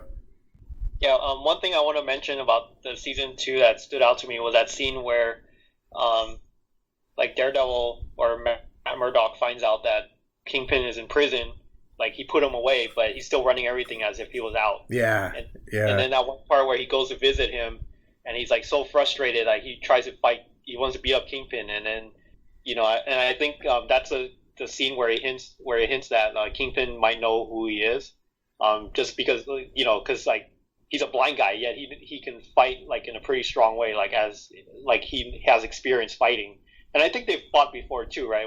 Yeah, season 1, yeah, they fought. Yeah, so I think that was a pretty nice way to hint that Kingpin might know his identity. Yeah, and then and Kingpin starts kicking his ass, and Murdock can't fight back because he's supposed to be a blind guy. And he just takes the ass whoop and he slams his head on the desk and stuff. And he's like, "Yeah, you're still my bitch, even though I'm locked up. I'm the fucking Kingpin." I really hope. I think I think some of the actors from the Spider-Man movie, from Homecoming, were saying that they're really pushing for Kingpin to be the villain in the next Spider-Man movie. I'm not sure, they haven't really done a crossover like that where such a big character went from the show to the movies. But that would be awesome because Kingpin, he's the one, he's for all these street level heroes, Spider-Man, Daredevil, Punisher, Iron Fist, the guy that they're always after is Kingpin because he runs the show, he runs the mob, and he runs the gangs in New York. So it'd be great to see him in the movies too. I just hope they keep it consistent. It'll be hard, but if they cast another guy, then it kind of takes away from it. I mean, that's my biggest complaint with Flash. Right. Like versions of him. So hopefully, because they already mentioned the Avengers in these Marvel, like these Netflix series. So there's already a link, right? Like you're not just saying it's like a completely different show. It's part of that universe. So if they do cast like a Kingpin character, I would hope that they have the same guy, the same actor be Kingpin. Yeah, I'm pretty sure they would. I mean, they've had Jesse's seen this too on Agents of S.H.I.E.L.D. They had Sif. Remember Sif came down? Yeah. So and it was the same actress as the movie. So I think they will. It would be him. I mean, you would have to. He did such a great job. Casting someone else will just be like a step down. Yeah, but I mean, a series versus a movie is a different thing. How would you use Kingpin in the Spider-Man movie as a villain? I mean, it's not that I'm saying I wouldn't like it. I'm just kind of thinking about how this Kingpin versus the comic Kingpin are kind of different. And not only that, this Spider-Man has like kind of like an Iron Man type suit, so he's a little bit more tech dependent, on the suit. So I'm just trying to see, maybe introduce Kingpin, but like as a minor role, but I can't see a whole movie based on Kingpin and him going at it. It would be like he's the guy behind the scenes, right? He would hire he'd hire Scorpion and Rhino and stuff. There you go. Yeah, he's the one that maybe connects the Sinister Six together. Right. He can be the money behind everything. I mean, you know, maybe when you see Vulture, I mean, he's in jail right now. He might run across. Oh yeah. And obviously he crosses path with Kingpin and stuff. Yeah, I didn't think about that. But yeah, they're locked up, both of them. Yeah, so I mean, and like I said, that might be. Like I said, I can't see a whole movie based on Kingpin being the main character or main nemesis, but I could see him, like you said, playing in the background. Right. Like you said, creating the Sinister Six or just putting people together. I could see that. Yeah, that'd be cool. Dude, it would be sick because then that allows maybe Punisher, maybe Daredevil crossing over to Spider-Man, stuff like that. I mean, if it works out, if there's a huge thing, maybe I don't know if they would bring the movie to the show. All of a sudden, Tom Holland and a Netflix series, 1 or 2 episodes, but that would still be cool. Any type of crossover that would be possible. Yeah. So one more thing I want to add, you mentioned earlier that like the season 2 for Daredevil is kind of split into 2 stories, where the first half was about Punisher and the second half was about the Hand. So like the next 2 shows that we're going to talk about, like they start following this formula, and I think this is kind of where the stories kind of gets a little bit imbalanced. Whereas the first season of Daredevil and Jessica Jones, it was like only one main story, and they gave it time to flush everything out. So I'll let you take over to introduce the next one that we're going to talk about. You can totally see that in Daredevil season 2, and then in Luke Cage, there's a big shift that happens in like the 6th or 7th episode, and the story changes. And unfortunately for Luke Cage, it was a change for the worse. The second half isn't as strong as the first half, and it's actually a pretty noticeable difference. Season 2 of Daredevil, you can tell that. I mean, it was still really good the whole way through, but you can tell the Punisher story arc was stronger. And then Luke Cage, it went the other way. The second half of the season actually got weaker. But the first half of the season, man, it was super cool. I was really digging it. Luke Cage he goes to Harlem, and he's kind of like, he's on the run because of what happened in Jessica Jones. And he's just, working at a barbershop, laying low, but he becomes kind of like a protector of the people. And there's a gangster, Cottonmouth, who's played by, I can't never pronounce his name right, Mahershala Ali. He won the Oscar for Moonlight. And man, such a cool villain. Another guy that just knocks it out of the park with as a villain. The problem is that he's only in it for the first 6 episodes, and they bring in another villain who was like the big bad of the series, Diamondback, and he's like such a cartoon character. The actor totally overdoes it. He's like this evil bad guy henchman dude, and he talks all sinister and says these stupid lines. and there's no subtlety to his character at all. Whereas Cottonmouth was a conflicted villain to where, you know, he's a gangster. He's the head of a gang, local gang, who's after Luke Cage because Luke Cage keeps messing up with their drug deals and stuff. But then you get backstory about him, how he wanted to grow up to be a musician. Like he was playing, I think he was a pianist, right, Brian? Is that what he was? Yeah, I think so. Yeah, he's a pianist, and that's what he wanted to do. But his aunt was a hardcore gangster. She was badass. She was like, everyone was scared of. Was it what did they call her? Mabel, right? Mama Mabel. Yeah. Yeah, she was like this super badass, like mythical, almost mythical fucking gangster. And she's like, no, you're gonna grow up and be a gangster. Don't be a little pussy musician. And he wanted to go to arts, not music school. He wanted to go to music school. And she was like, no, like that's bitch shit. You're gonna follow in my footsteps. And then she even has him kill a guy when he's young. He's just a teenager. And then you know you see that backstory, and you see him now that he's a gangster guy who doesn't want to be a gangster. He just wants to do music and stuff. But at this point, it's too late. He's in too deep. But he's still conflicted, and he kind of wants to get away from all of it. And then his cousin, she's badass. She's badass. She's hardcore gangster too. So it's really cool. It's a really cool character. Unfortunately, they get rid of him, and it was a bad move. He was a really strong character, and then they bring in the big bad who sucked, and it really hurt the second half of the series. It turns into a typical good guy versus bad guy, super villain, and it didn't work. And it was they had it on the right track, and you have these shades of gray, you know, throughout the whole series, and that sucked because I was really digging it. And overall, though, it's still a good show. The guy who plays Luke Cage is great. He freaking looks just like him, like it brought him right out of the comic, and he plays him really well. Then they brought in characters like Misty Knight, who in the comics is part of Heroes for Hire, which is the team formed by Luke Cage and Iron Fist. And then Shades, they brought in a character named Shades, who is actually pretty cool because you don't know what he's up to the whole time. Like he comes in, he works for Diamondback, but you're like, no, he's up to something. The whole time he's up to something. Sure enough, he's playing everybody.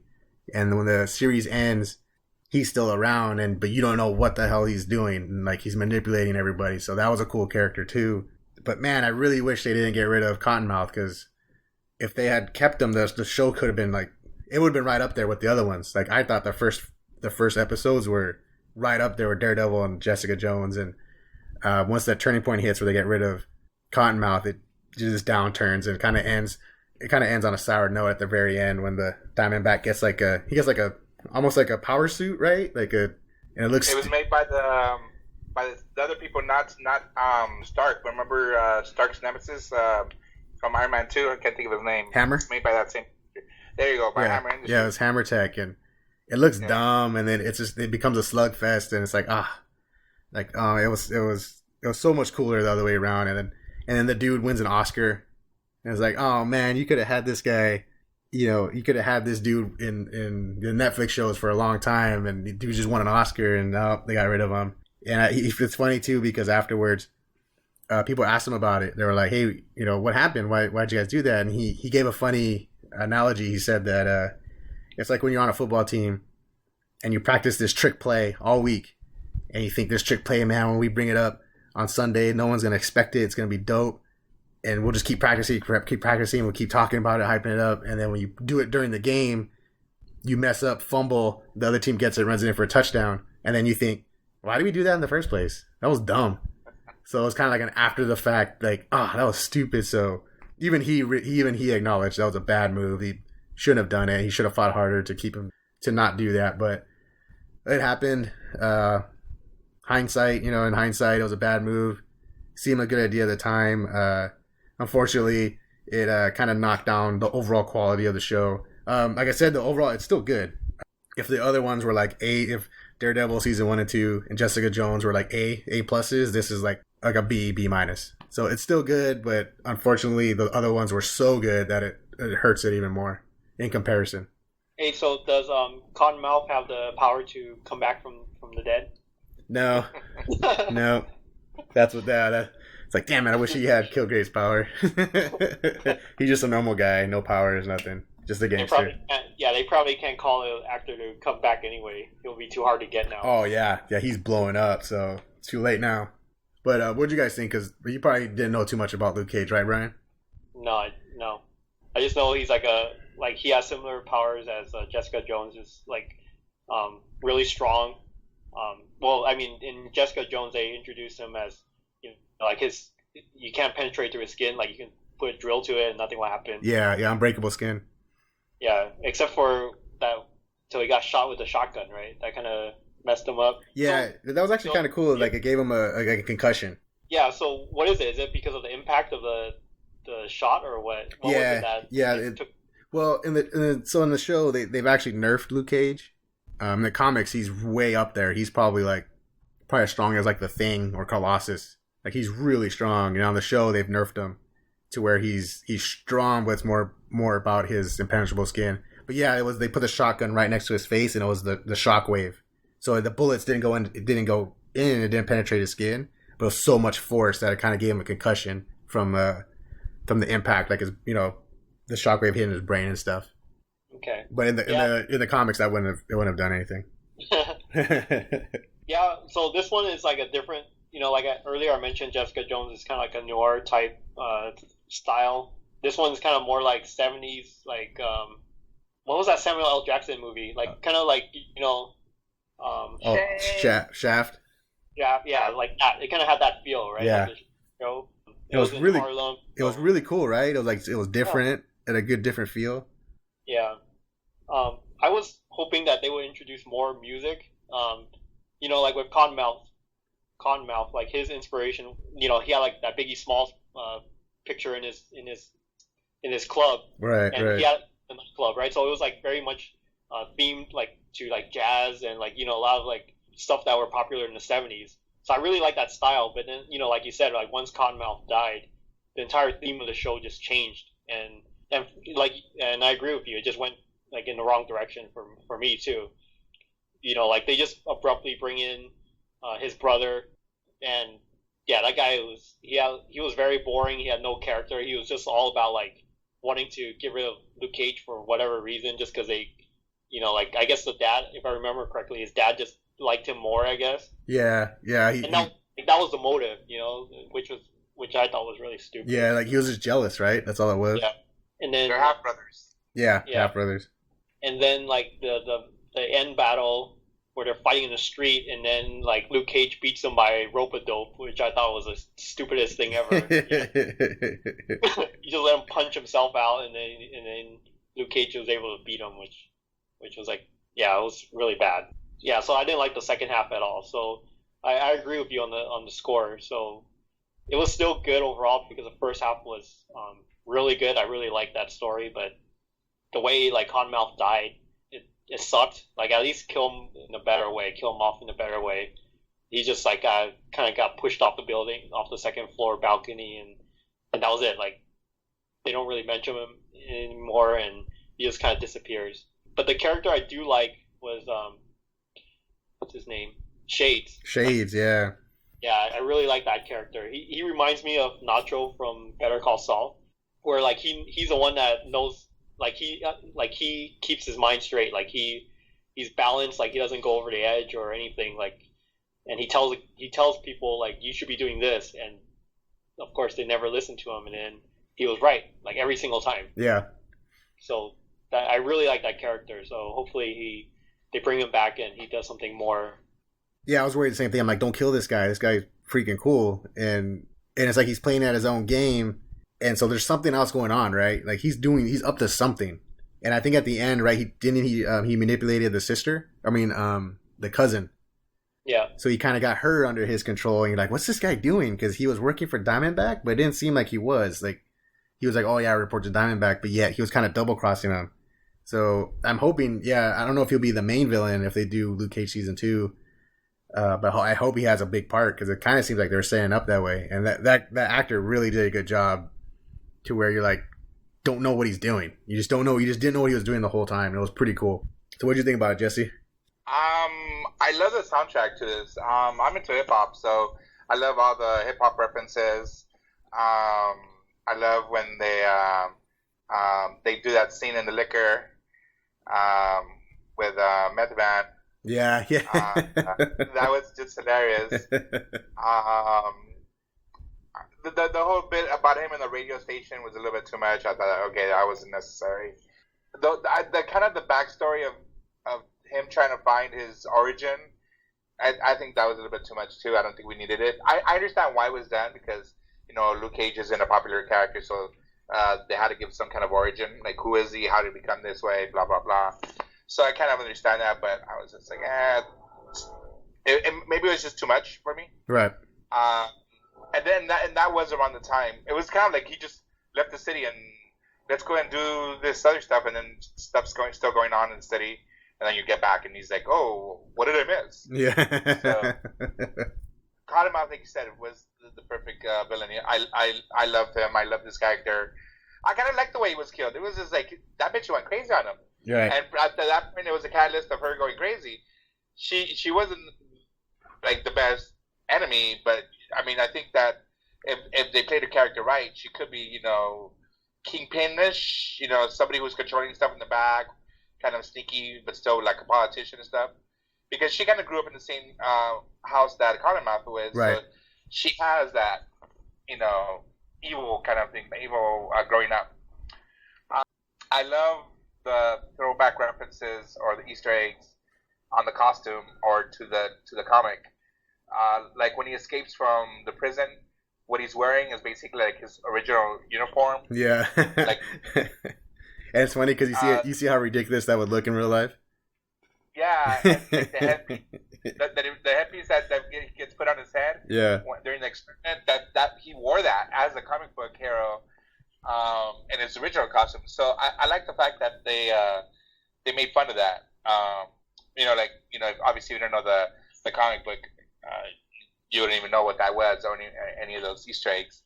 A few tie-ins to the other thing. I don't know about the killing the barber, but I guess that needed to be the catalyst for him to kind of, go all crazy and go, fight. It was kind of like when Uncle Ben gets killed, and Spider-Man now he needs to go ahead and do what needs to be done. He needs to use his powers for the good.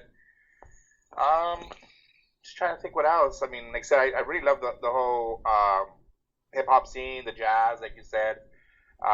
Introduction to Misty. Like I wasn't sure because I've seen Misty like through video games and stuff. I've never read her in the comic books. She just seems like way out there. But I think she was a little bit grounded here, as being a police officer. Right. Because like in the comic, it was something to do with like dragons, right? They're like sisters of the dragon, some weird stuff. Yeah. Yeah, she's like the Leroy Bruce Lee kind of type daughter. Like they made her too ethnic. I don't know how else to say, And I guess I was reading on here that this is the only MCU show or movie or production that has the N-word drop down.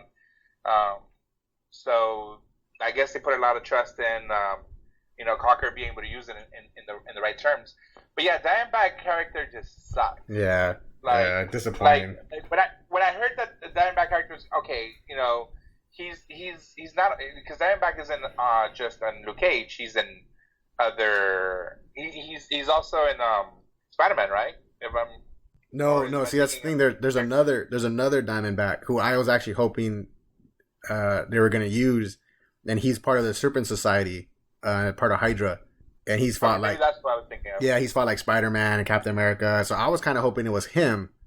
That they were going to bring in, and that would be a good way to tie into the MCU. Was that you have Diamondback, who's a part of the Serpent Society, which was an offshoot. I think they were the Red Skull's personal guard or something like that. And I was like, oh, that'd be cool if they brought in, he's from Hydra, and that would tie it into the MCU. But they didn't. They used another Diamondback from the comics from way back in the 70s, and way worse version. Yeah, I mean, I like the fact that they had that he used Hammer Tech. So yeah, that was cool. They haven't mentioned Hammer since Iron Man 2, so that's cool. Yeah, exactly. So you know that's that's still alive. So I don't know. The only thing I said, same thing. The fight scene at the end, I think, could have been much better. I love the old man. The old man that played checkers. He was like the comic relief in Yeah. this movie. But yeah, like you said, just halfway through it, I know what they were trying to do, like to try to introduce two stories. I don't think they meshed it as they did with the other with like Daredevil and stuff. So yeah, like I said, I mean, I would agree with you. I liked it. Like I said, I binge watched it too. Over like Saturday and Sunday, but it wasn't as like Daredevil. Like, oh, I gotta see the next one now. I gotta see this one now. Right. It was like, okay, well, let me see the next one. And I mean, like I said, we watched it over. Me and my friend watched it over 2 days. So, but again, same thing. Better. It's better than another series that we'll be talking about later. But I think that the biggest highlight to me is the soundtrack. I really like the fact that they had a really good soundtrack, and that's kind of what I like about the Guardians of the Galaxy. And they had a really good soundtrack. Same thing with this one. I think it was, and I think when we went to Comic-Con, when they talked about it, because me and you saw the Luke Cage one, if I remember correctly. Yeah. Last year, that's what he said. That Cottonmouth was basically based out of Biggie. Like that was their inspiration, and it had a lot of that cultural influence. So it was good, but yeah, they kind of fucked up at the end. Yeah. But it was still okay overall. I think it was still good, and I think that a lot of people I've talked to about the show who have never heard of Luke Cage, they loved it, because this is something new to them. This is something that they had no reference for, and they liked the character in general. They liked, again, like the soundtrack and the style of it. So it was like a little mini novella type thing. Yeah. You know. Yeah, I have a friend who her favorite series was Luke Cage. She liked it out of all the other ones. So I mean, I think because it was so different from the other ones. Yeah, and me too. And I mean, I've talked to some guys like, dude, Daredevil was better. And it's like, yeah, but I like Luke Cage. He was cool. Yeah, he was cool. Like, he's a cool character. It was a cool show. It had a cool feel to it. I just wish, like you said, I just wish it ended stronger.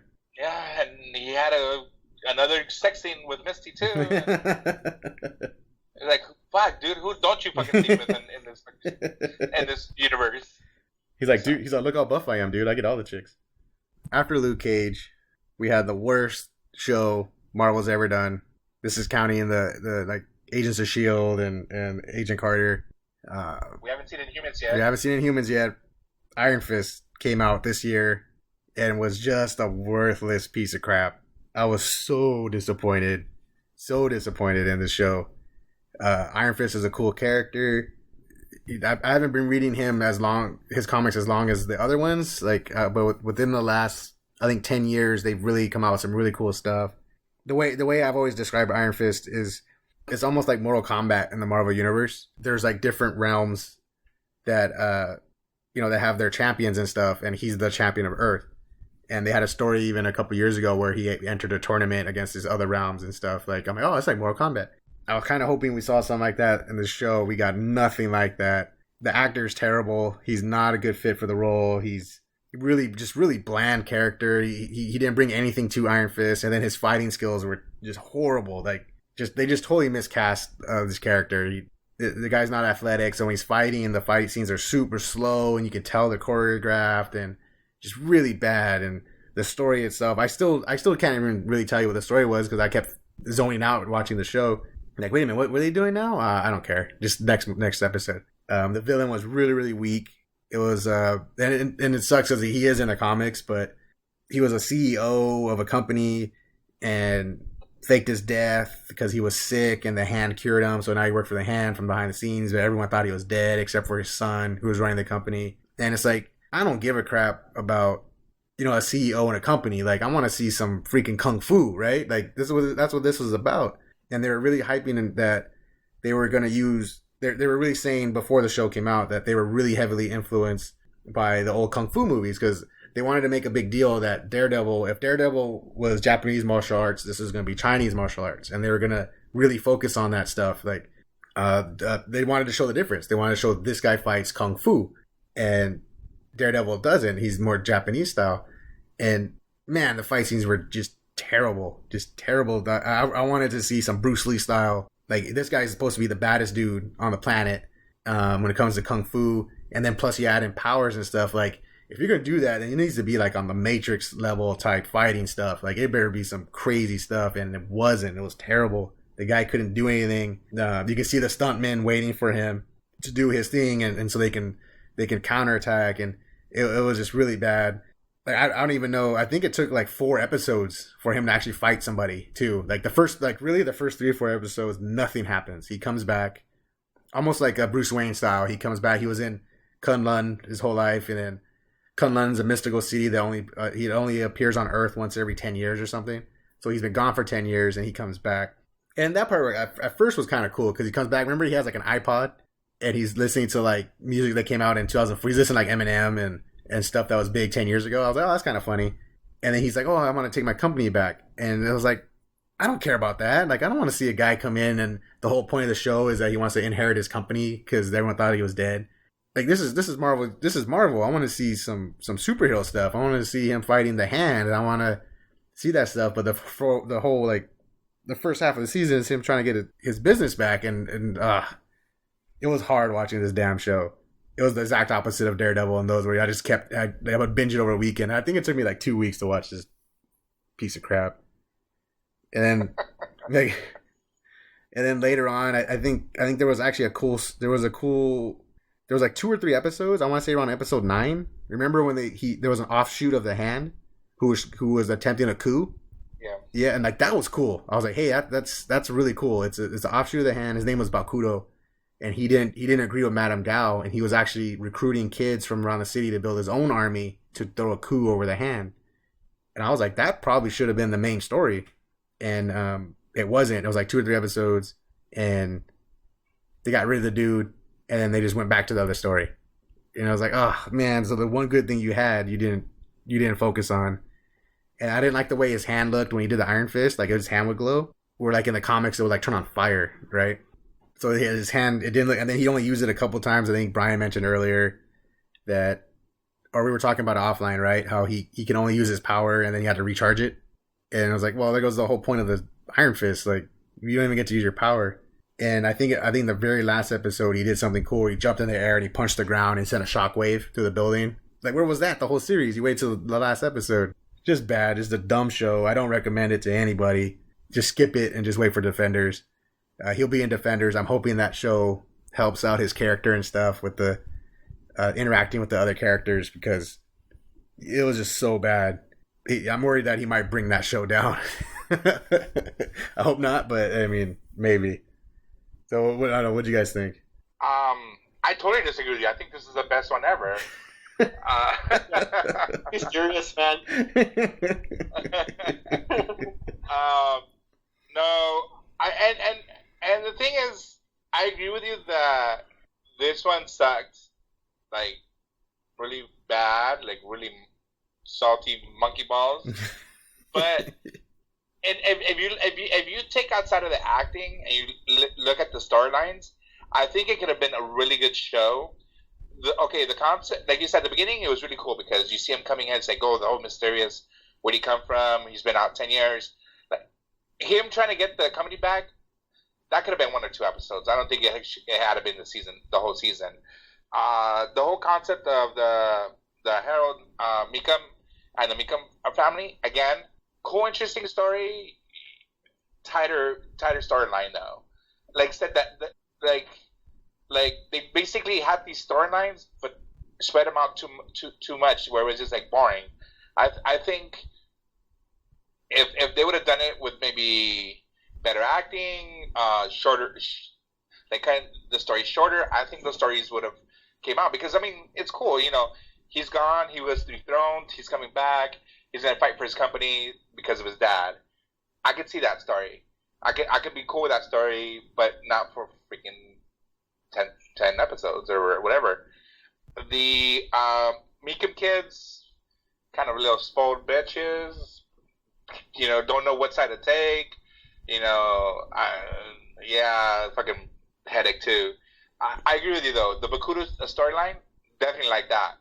It was different, and I thought, oh, cool, we're gonna get a backstory on the Hand because for now, we know who the Hand is, or I should say, we know of the Hand, but we don't know who's running it, what's going on, and so like you said, you get a little bit more backstory into it. So it helps out with, like, I think this whole show was just to give us more info on the hands.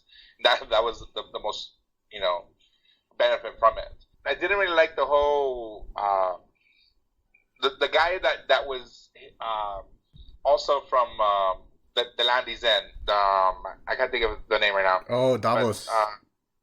But, Davos, where he comes back and then tries to save him, and then he's just a traitor.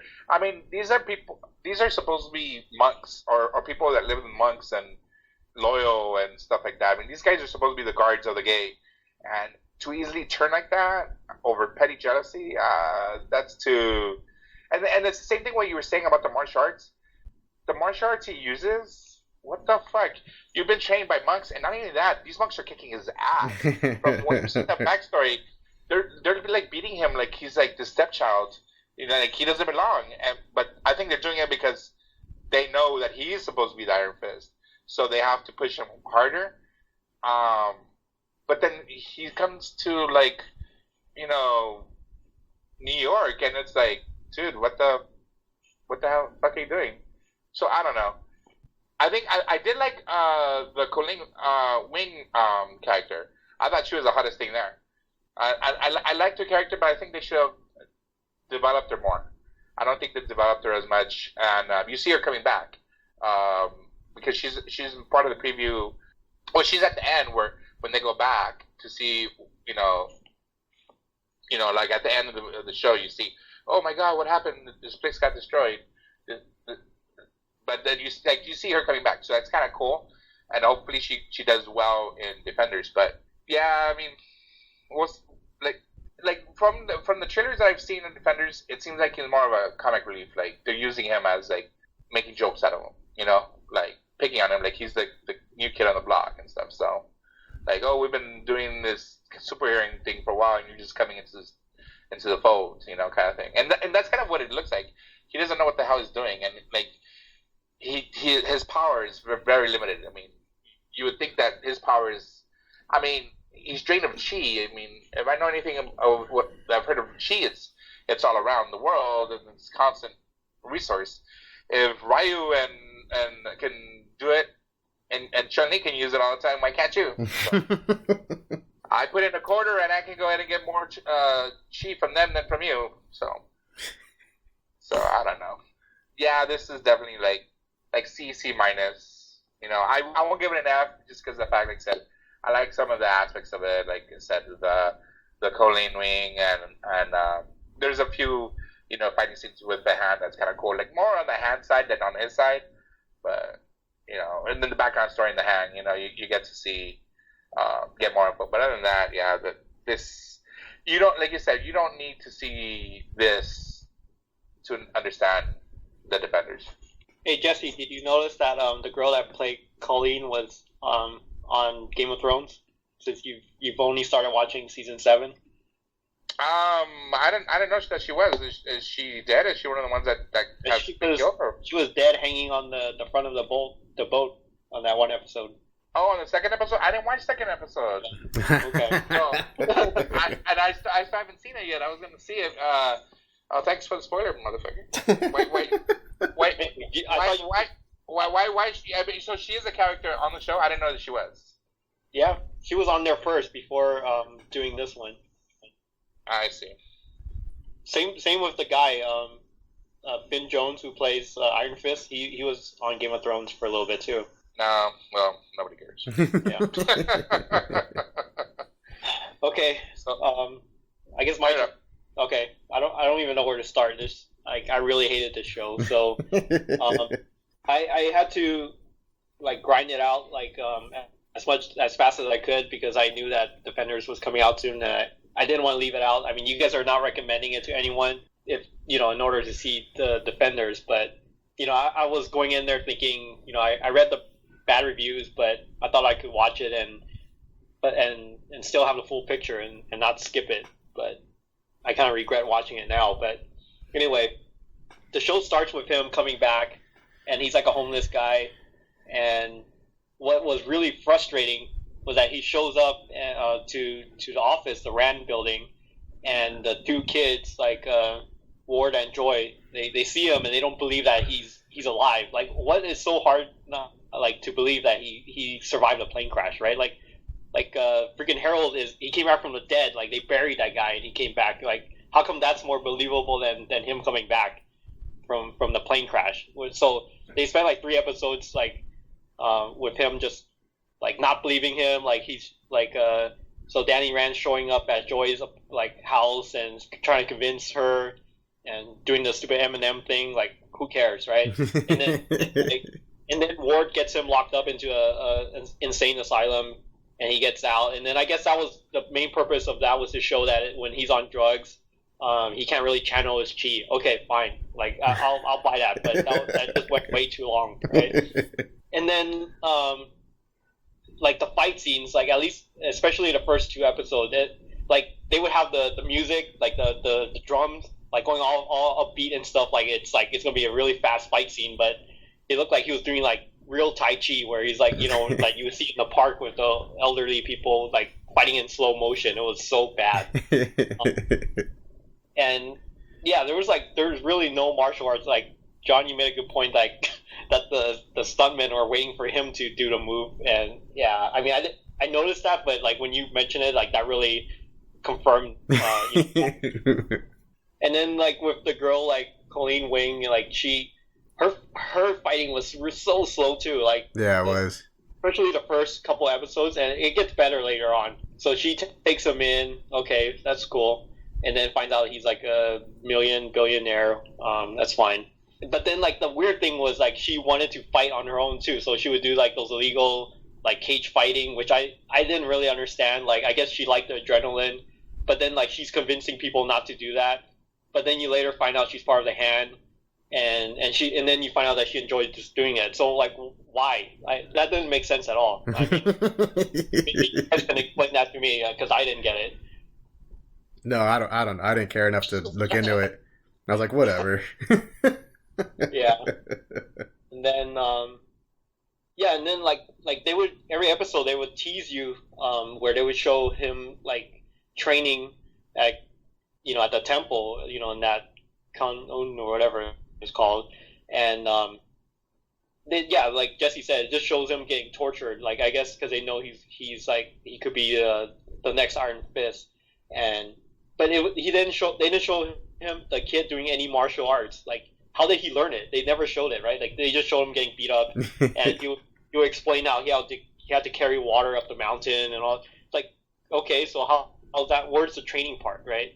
It was just so bad. Like, there's hardly any fighting in there, and when they did, it was really bad. And whenever he channeled his fist, it was only to like break through doors and things like that. Like, if he punched someone with it, like the guy, like whoever he hits, should like just explode or die right away, right? Yeah. But the thing, like, what really like pissed me off the most was when he joined like the other like faction of the Hand, you know, that you mentioned, what's his name, Bakudo, and then he shows a video clip like in the 40s of the previous Iron Fist, and that dude looked really cool, right? Yeah, like, yeah. It's like in the forest, he's like beating people up, and then you look after that scene, it's like, how come this guy is not like that? Like, that should be how the show is, and this is nothing like that. It's just so stupid. And then like, and at the end, when Harold comes back and takes control, it's like, who cares, right? Like in the end, what are you trying to do? Are you trying to kill Iron Fist, or are you trying to take back the company? And if you were to take back the company, who cares? Like, and that's another thing about like Danny. He takes the company back by being a majority owner, but he doesn't do anything impactful, right? The only thing they really did was show that he's more compassionate. He's not out there to make money, but then all the people on his board, like, they're thinking about profit, because that's how reality works. That's real life, right? He kept, like, pay people, like, how would they make money? It's so stupid. And then, so, like, he doesn't do anything that's impactful on the show to show that, you know, he's a good leader, he's doing good things with his money or anything like that. I mean, other than the whole drug thing, but, like, to me, it wasn't realistic at all. And then, so at the very last, like, towards the end of the season, when Harold's telling telling like Iron Fist that he's wanted to kill him like this entire time. That didn't make sense. He just came back like a month ago. Like why would you be plotting against him this whole time? That didn't make sense at all, you know. So, and then a little part where Ward kind of falls off the cliff for no reason and he goes on drugs. I get it. It's because they hinted like those women were selling the drugs and he got on it. Okay, fine, but like he was like his character went on 180. He was like completely calm. Like he was balanced with like his sister Joy, but then he becomes the one who's unhinged because of all the pressure from his dad and stuff, and it just didn't make sense to me at all. Like, so overall, I really hated the show. The martial art, the fighting wasn't good. I give it credit except for the last scene where they're fighting in like it looks like Central Park, in the rain. I thought that was kind of cool. And then that one part where they go to China, which looks like it's not China at all. It looked like they just found some like abandoned factory in Red Hook or something and just filmed there, saying they're in China. Like the guy who knows. I totally forgot about that. That's right. I totally forgot about the whole section. That did not look like China at all. And then of course the guards have to carry swords and not guns, right? Because they're in China. It's so stupid. And you have a guy like who knows Drunken Fist, which I thought was cool, but then he just gets beat up by half-ass like martial arts. So I thought that was dumb. So, and then one last thing, I felt that there was too much Madame Gao. Like whenever she made those scenes on Daredevil, she would just come out for a really like short scene, and it was very impactful. Like this one, the more she talked, like the less credible she got, in my opinion. Just everything was just bad. And I guess Davos would be a cool character, since he's the one who's trying to bring him back. But then, like Jesse said, like it doesn't make sense that he would be jealous of him because he was supposed to be the guy guarding the gate, and then he leaves. But wouldn't that benefit him? Because then wouldn't he be the next in line to be the Iron Fist to protect the gate? Like, so why would you have to go back and drag Danny back? Like, that was stupid too. So it's just a lot of like storyline that didn't make sense. A lot of fighting scenes that were really awful.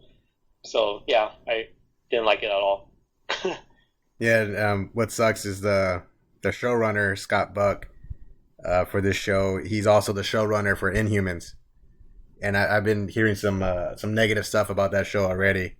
How bad it is, and it's like, man, this guy's gonna ruin 2 shows. And we saw it on Comic-Con, and we both looked at each other like wow, this is gonna be beautiful, but what the fuck's the storyline? Yeah, they didn't show story, they didn't show too much, and yeah, and now that the reviews are coming in that it's not good. So I did hear that they did renew Iron Fist for season 2, but they're bringing in a whole new team to run that show. So what about a new team of actors? No, okay. Not the actors. Yeah, you can only do so much. I'm like I said before, I'm hoping that on the Defenders, from what I read a small IGN had a small review. It was a spoiler-free, just kind of like not even really a review. Just a guy, I guess at Comic-Con they showed the first 4 episodes to media, and so the guy kind of gave his thoughts on it. And he said that definitely the weakest part of that show is Iron Fist. However, when he does interact with the other guys, they're so good that they lift him up. You know what I mean? Like the banter back and forth is really good because of the other guys. So he just sucks. That's just what it sounds like. He's just not good. They messed up. They made a big mistake casting him, but it's kind of too late now. Well, in the comics, isn't he basically just moneybags? I mean, I know he has a role in the Defenders and stuff, but isn't he one just kind of just paying for the bills, and he's still running Rand Corp or whatever it's called? Kind of, but he's way better in the comics. I mean, obviously, and I kind of like what Brian was saying about the way he becomes, how he's not realistic and knowing what a company. I mean, I understand he left when he was 10, but even at 10, living in a capitalist country, you kind of know how things run in the U.S. And with him coming back and like, oh, how am I going to run my company? Even Bruce Wayne knows, oh, we need to go ahead and create weapons or do this. He obviously leaves that to Lucius Fox to run the company, but he still knows that his role in Wayne Enterprises diversify and whatever, where versus Daniel has like this big old moral, like he thinks that he needs to put this moral point on his company, which is kind of bullshit. It's like not realistic in the real world. So yeah, I kind of like the fact that Brian pointed that out. I was like, come on, you like he was when he was a kid, he didn't have like Game Gear, and he obviously had an iPod, so he has capitalist thoughts. So it's not like it's not a new concept for him. Yeah, he was on a private jet too when it crashed. So. Yeah, exactly. Throwing it out there. So yeah, it's like it's not like he's like, oh, I've never been rich. I've been only in the poor of monks, and let's go ahead and give all my money away. No, like you said, it's like he should be flashing that money. He should be buying Porsche. You know, all the stuff that we would do. Well, he flashed his money when he catered that fancy restaurant to the dojo. There you go, right? He spent like $20. Yeah. Yeah. So John mentioned it earlier. Like when we were talking offline, like his power comes from chi, and then like they always in the show they keep saying like, oh, I don't have chi, I need to recharge it. But then like after I watched Iron Fist, I watched Stranger Things because I'm way behind, so I'm caught up on that now. And the girl, like 11, she uses her power all the time, and she gets drained too. Like, why can't they do it more often on this one? Like she does recover from it eventually, but that's more realistic, and that's more sci-fi than this, right? And like I don't get why it takes him so long, like where he does use it, and when he does use it, you'll see the hand glow, but it's not attached to a fight scene. It just glows, and then something happens. And so so what's the point of having that fist, right? It's still like it's just tied to crappy martial arts, and doesn't link it to having that power really. Maybe Punisher wasted all that money on bullets that they had no money for CGI or storyline, or they're like, go ahead and make Iron Fist on a really small budget and see what you can do. I mean, you would hope that was that's a legit reason, right? Instead of just being just crap. Yeah, right. If they came out and were like, well, we had no budget, I'm like, oh, okay, now there's a reason why. But if it's just like, no, we just suck, then you just suck. Yeah, John, you mentioned that like the two main actors, like who plays Danny and Colleen, they didn't have time to really train up to choreograph the fights, right? Yeah. From what I remember, I read an interview because it was funny that when the show was out and everyone online was just ripping the show apart, and I remember reading one article, why did the fight scene suck? I think it was by Screen Rant. This big article, it's like 2 or 3 pages about why the fight scenes suck, and one of the reasons they said is that they only had 2 weeks before they started filming. When it came to the fight scenes, the main actor Finn Jones was saying that they were rehearsing the fights that morning. They would run it for like 2 hours and then just start shooting. Whereas someone said that one of the camera guys who worked on Daredevil said that for the hallway scene alone, they had like a month to prepare for that. So I don't know what happened, why this one was so rushed. Was it just poor planning, or did they really not have time? I don't really know. The problem is that Finn Jones just doesn't look like he's very athletic, so he can't even like fake the moves. He's someone who's athletic who can just throw a kick out there. You're like, oh, that looks fine. He's not. So the lack of time plus the fact that he can't fake it makes it even worse. I mean, how they should have just postponed it or delayed it, because how are you supposed to believe that this kid who's been at this place studying martial arts for all these years, whether they show it or not, I mean, wax on, wax off, might have been the way that they taught him, but either way, 10 years, he's not really, like, not that he has to be buff, but he wasn't look. No, you're right. He should be more muscular than that. Like, he was just really, really thin, like really skinny. Like, I didn't see any muscle on him. Like look at he looked like a beggar. Yeah, like he looked like a homeless guy. You look like Bruce Lee, right? Bruce Lee was shredded. He wasn't huge, but he was just ripped up. Like, yeah, he should have looked something like. I mean, maybe not that ripped up because Bruce Lee was crazy, but at least something like that, right? Yeah, mostly because, and not only that, to from what I caught from the show, to have been the Iron Fist, he had to kill a dragon, which obviously we don't really see. They just kind of insinuate that that's what he goes into a cave, and then obviously he comes out victorious, and he beats a dragon. How the fuck are you gonna be a dragon being that skinny? Yeah. I mean, yeah. I like said. I mean, they should have. And it's not like Disney or Marvel didn't have this planned out. They knew about the whole. I mean, they've have all the. I think maybe Punisher and Daredevil 2 were the only things that were unplanned for, and even those came out. Well, not Punisher 2. I mean the series, but Daredevil 2 came out good with them having to scramble for it because, like you said, they had just thought of doing Daredevil, Jessica Jones, Luke Cage, Iron Fist, Defenders, and then go back to season 2, and then whatever. So then when they had, because of how big Daredevil was, that they had to bring a season 2, they had less time. I mean, that's what I'm wondering. Did Daredevil 2 take away resources that would have gone to Iron Fist? Money, maybe director, casting, I don't know. I mean, if that screwed up Scooch the Pooch for Iron Fist. Yeah, maybe. I don't. Yeah, maybe. I mean, we don't know, but if the team that was on Daredevil, if they were supposed to take over Iron Fist and then didn't because they had to work on season 2, maybe, I don't know. But yeah, like you said, it's not like Iron Fist came out of nowhere. He was part of the original when they announced the shows. He was part of it already, so it's not like they were surprised by it. I do remember reading though around the time of Jessica Jones that they were having problems with the story because they didn't want it to seem too mystical and too ridiculous, and like they were having a hard time doing it. And then when Daredevil 2 season 2 was going to come out first, they pushed it back to help with the story, and that extra time just didn't work. So I don't know, maybe they just didn't understand what the character, I don't know, but it was just really unfortunate that the series that was meant to set up Defenders was the worst one by far. Yeah.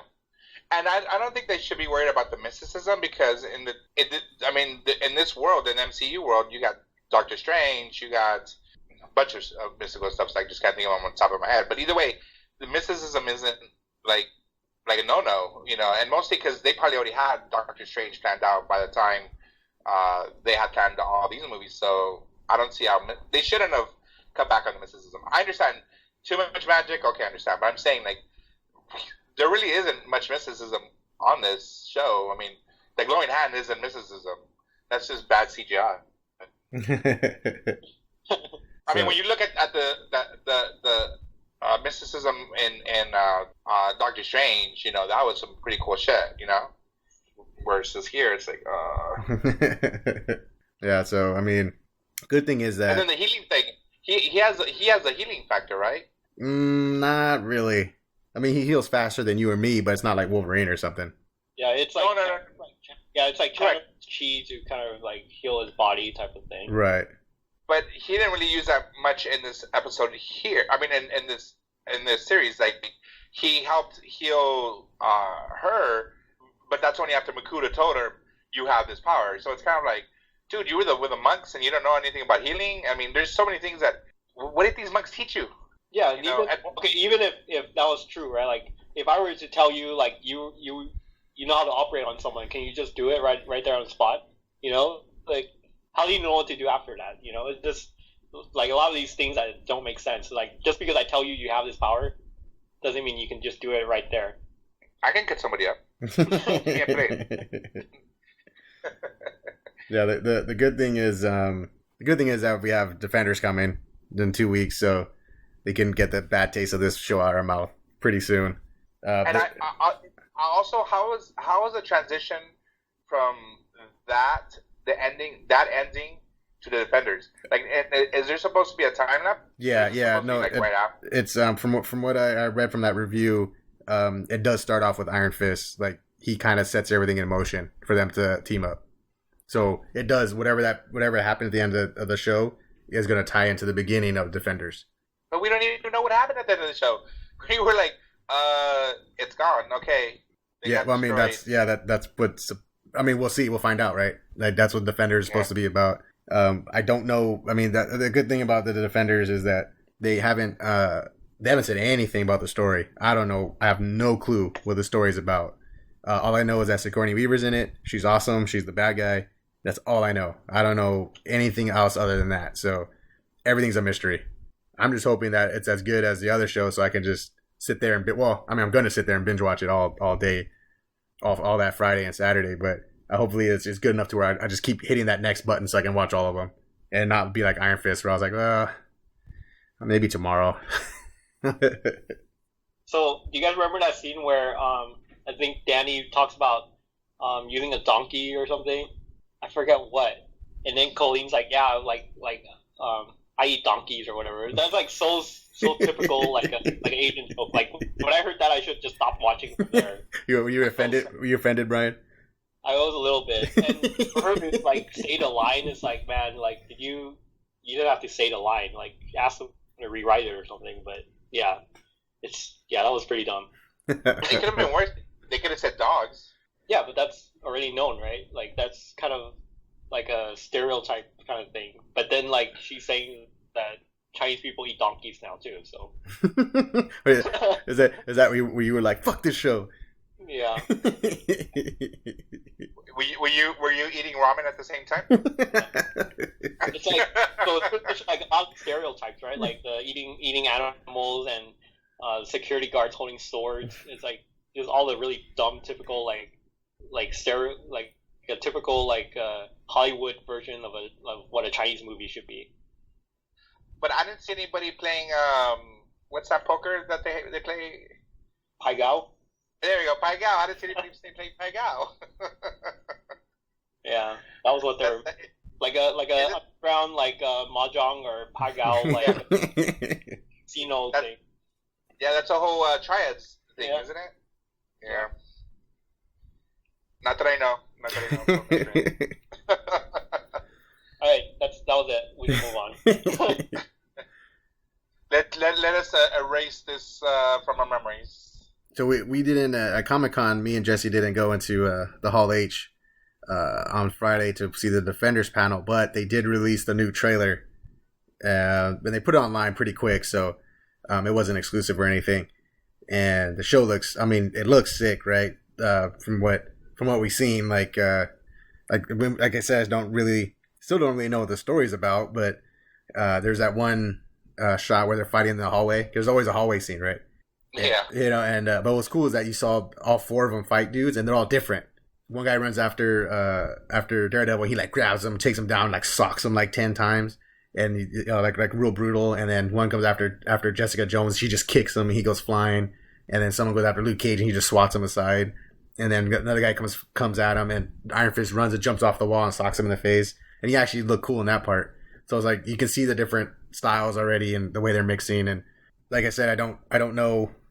I mean, they show Sigourney Weaver, and she's just cool. She's just a cool actress. So her name's Alexandra, and she seems to be the head of, or one of the heads of the Hand. Someone really high up there.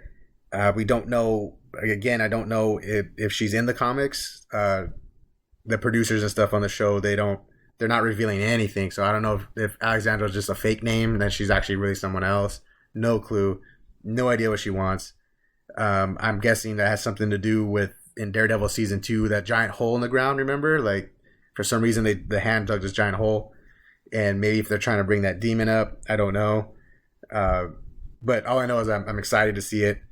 This one's only 8 episodes, I think, so it's not the full 13. So maybe with the condensed episodes, it'll just be kind of like how Game of Thrones is this year, where it's just something awesome at the end of every episode. That would be really cool. But we'll see. Jesse's just looked at the trailers now, so he can get a little bit more detail. But I'm excited for it. Yeah, like I was telling you, I kind of like the first trailer, the music, the way it starts off and everything. It was like, oh shit, yeah, Defenders is gonna come. So that was pretty cool. But then seeing this one, it's like it gives you a little bit more insight. You obviously see Sigourney Weaver as being the main antagonist in this movie. Before Brian got online and while we were offline, me and you were kind of theorizing who is this chick and how is she involved in this, and whether she's in the comic book world. And you're like, no, I've never heard of her. We don't know who she is. So it's all theorizing, and I kind of even threw in the whole idea of where's Kingpin in all of this, because she says something about this is I think she's talking to Styx, and she says, this is the war for New York. And I was thinking, there is not going to be a battle for the property, for the area of New York without the Kingpin being involved. So I'm wondering if she's somehow tied into the Kingpin, or he's aware of her and her organization, because when he was controlling everything, he obviously had connections to different aspects, different crews, like triads, the Ham, blah, blah, blah. Like, so we'll see how the Kingpin comes out in the Defenders. I mean, that would be cool. I just like the character so much that I hope that somehow he makes an appearance. And he's such a powerful entity in this environment that I don't think he should be ignored in the show. But yeah, like, just from the trailers, it seems like there's gonna be comic relief. Maybe a little bit on like Luke Cage and Daniel Rand. Like they do a lot of bouncing back and forth. A lot of this probably sarcasm from Jessica Jones, which is cool. And then we'll see, because I think I saw a quick picture or display of Foggy, so we know he's coming back. So I don't remember if I saw Karen or not, but at least the main characters, Claire's going to be in it, Colleen's going to be in it, so it's kind of cool to see how they're going to match everything in. Hopefully it's not too much. I didn't know that. This is my first time knowing that it was only going to be 8 episodes. I thought it was going to be like a full 13, so hopefully they don't kill it. And then you said that the guys who did Daredevil are the ones doing this one, so... No, wait. Yeah. You said the guys who are doing Iron Fist... No. They're doing this one. Oh, okay. The Iron Fist guy's doing Inhumans. Inhumans, that's right. But yeah, when you said that the Daredevil crew are taking over this, it's like, okay, good, there's going to be something. And then you even said, it's like, oh, I wonder if they're going to bring Punisher. And I think that they should, just because of the fact that obviously will springboard into his show. Like you said, they're in the production process of it right now. So whether he plays a real minor role, or he's just in the background, he's blowing up half the city and it's in the news, anything, just as long as there's mention of, whether they call him a vigilante or they call him by his name, by the Punisher. Because I don't think he's given a name yet, is he? Yeah, they call him Punisher. Oh, okay, I wasn't sure, but yeah. So yeah, it'll be kind of cool. I'm kind of excited. August 18th is it's cool because I'm part of the trailer. It's on the timestamp on the video feed. It says 08/18/18/8 because that's the release date of that. So I thought that was kind of a cool tidbit there. And I can't remember if it's my sister's or my nephew's birthday that day, but I'm gonna have to see what the first 2 episodes look like, and then I'm gonna be probably binging. I might be missing some birthday party or celebration, but they're kids. They'll get over it. They'll be. Their birthday comes back in next year. It's not like we're gonna have Defenders coming out next year again. So yeah, I mean, I'm excited. I'm kind of cool to see that, and then seeing Punisher later in this year if everything comes out right. And Brian, you're gonna be in places unknown. You think you're gonna be able to watch it, or maybe until you get back? I'm gonna have to wait until I get back. So this one and Game of Thrones will probably be close to wrapping up by the time I get back. So yeah, I'll have to wait. Why? I think if you need to see them, we can go to give you a Netflix account with VPN access, so you can see it wherever you're at. That's fine. I'd rather be away from the technology as much as possible and actually go out and do stuff this time. When you're going to an area that's like full of it, come on. That's true. I could be walking and watching at the same time. It's pretty much connected everywhere. So, but it's okay. There's probably like 2nd generation Google glasses there, and they're all way better. One eye on the video, one eye on the walking. Yeah, it's all right. I'll wait. Yeah, I'll be okay. I'll just catch up before that. After I get back. This would be a lot to catch up on. I know. And all the football news. Oh man. Yep. and Stranger Things 2, right? Stranger Things 2 comes out in October. Oh no, you'll be back by then. No, yeah. You're only going. 3 weeks, so it'll be fun. So yeah, that I guess that wraps up our Marvel Netflix podcast. All of them pretty good, except for Iron Fist. So if you get anything from this podcast, Iron Fist sucks. and hopefully somebody in the MCU world just makes him disappear, or at least we forget that time span, right? Yeah. But they did leave it open. Like Iron Fist is handed like to each generation, so they can speed that up, and just have them replaced like sooner than later. Yeah, that's true. Just kill him real fast and let's bring in the next one. Yeah. There you go. That's a good idea, Brian. Someone should be listening. Yeah. And it's gotta be something like crappy that he gets run over, like trying to save a cat or something. Right. Yeah. It's like, what? You're the Iron Fist. Oh, he was trying to save the cat and he just didn't see the bus. Bah! He chokes on some donkey. So it was like a foreshadowing. Yeah. But yeah, that's it for this podcast. Brian will be indisposed for a little while, so me and Jesse are gonna have to hold it down. Jesse wasn't here on the last one, but we kind of talked about our favorite shows when it was me, Brian, and Patrick. So I'm thinking that'll probably be our next podcast, Jesse. Your favorite shows of all time. Married with children. Married with children, baby. We kind of just said what our 1 or 2 favorite shows is, but I think we'll get a little bit more. Probably do 10, a top 10 list of our favorite shows. Cool. Wait, does there have to be shows in the United States only, or can we? No, I'm just kidding. We have telenovelas. Hey man, whatever your favorite is. Sábado Gigante. You like the Korean dramas, right? I have a friend, my best friend. She loves that stuff. She likes that shit more than she likes novelas, and she's Mexican. I think that if she could marry a Korean guy, she would, and it trips me out because she's very deep in their Mexican culture, but she loves Korean dramas and the guys in them. I'm like, do you even understand what they're saying? Because she watches like 22 or whatever the channels, and like, this matter, I can figure it out. I'm like, all right. We'll see. We'll get Patrick on that one. If not, me and Jesse will be running the podcast for a while. But that's it. What's up? What we need to do is get somebody else on that. Start talking about our Bigfoot stuff. Oh, I know. We need to get Clay on this. He was our special guest, and he bailed on us. But if Brian's gonna be gone for a few weeks, then we'll definitely need him. So we'll get on his case. Yeah. He's our resident Bigfoot expert. But that's it for us. I'm done for the night. This is a long one, so we'll see you guys next time. Later. Later. All right, later.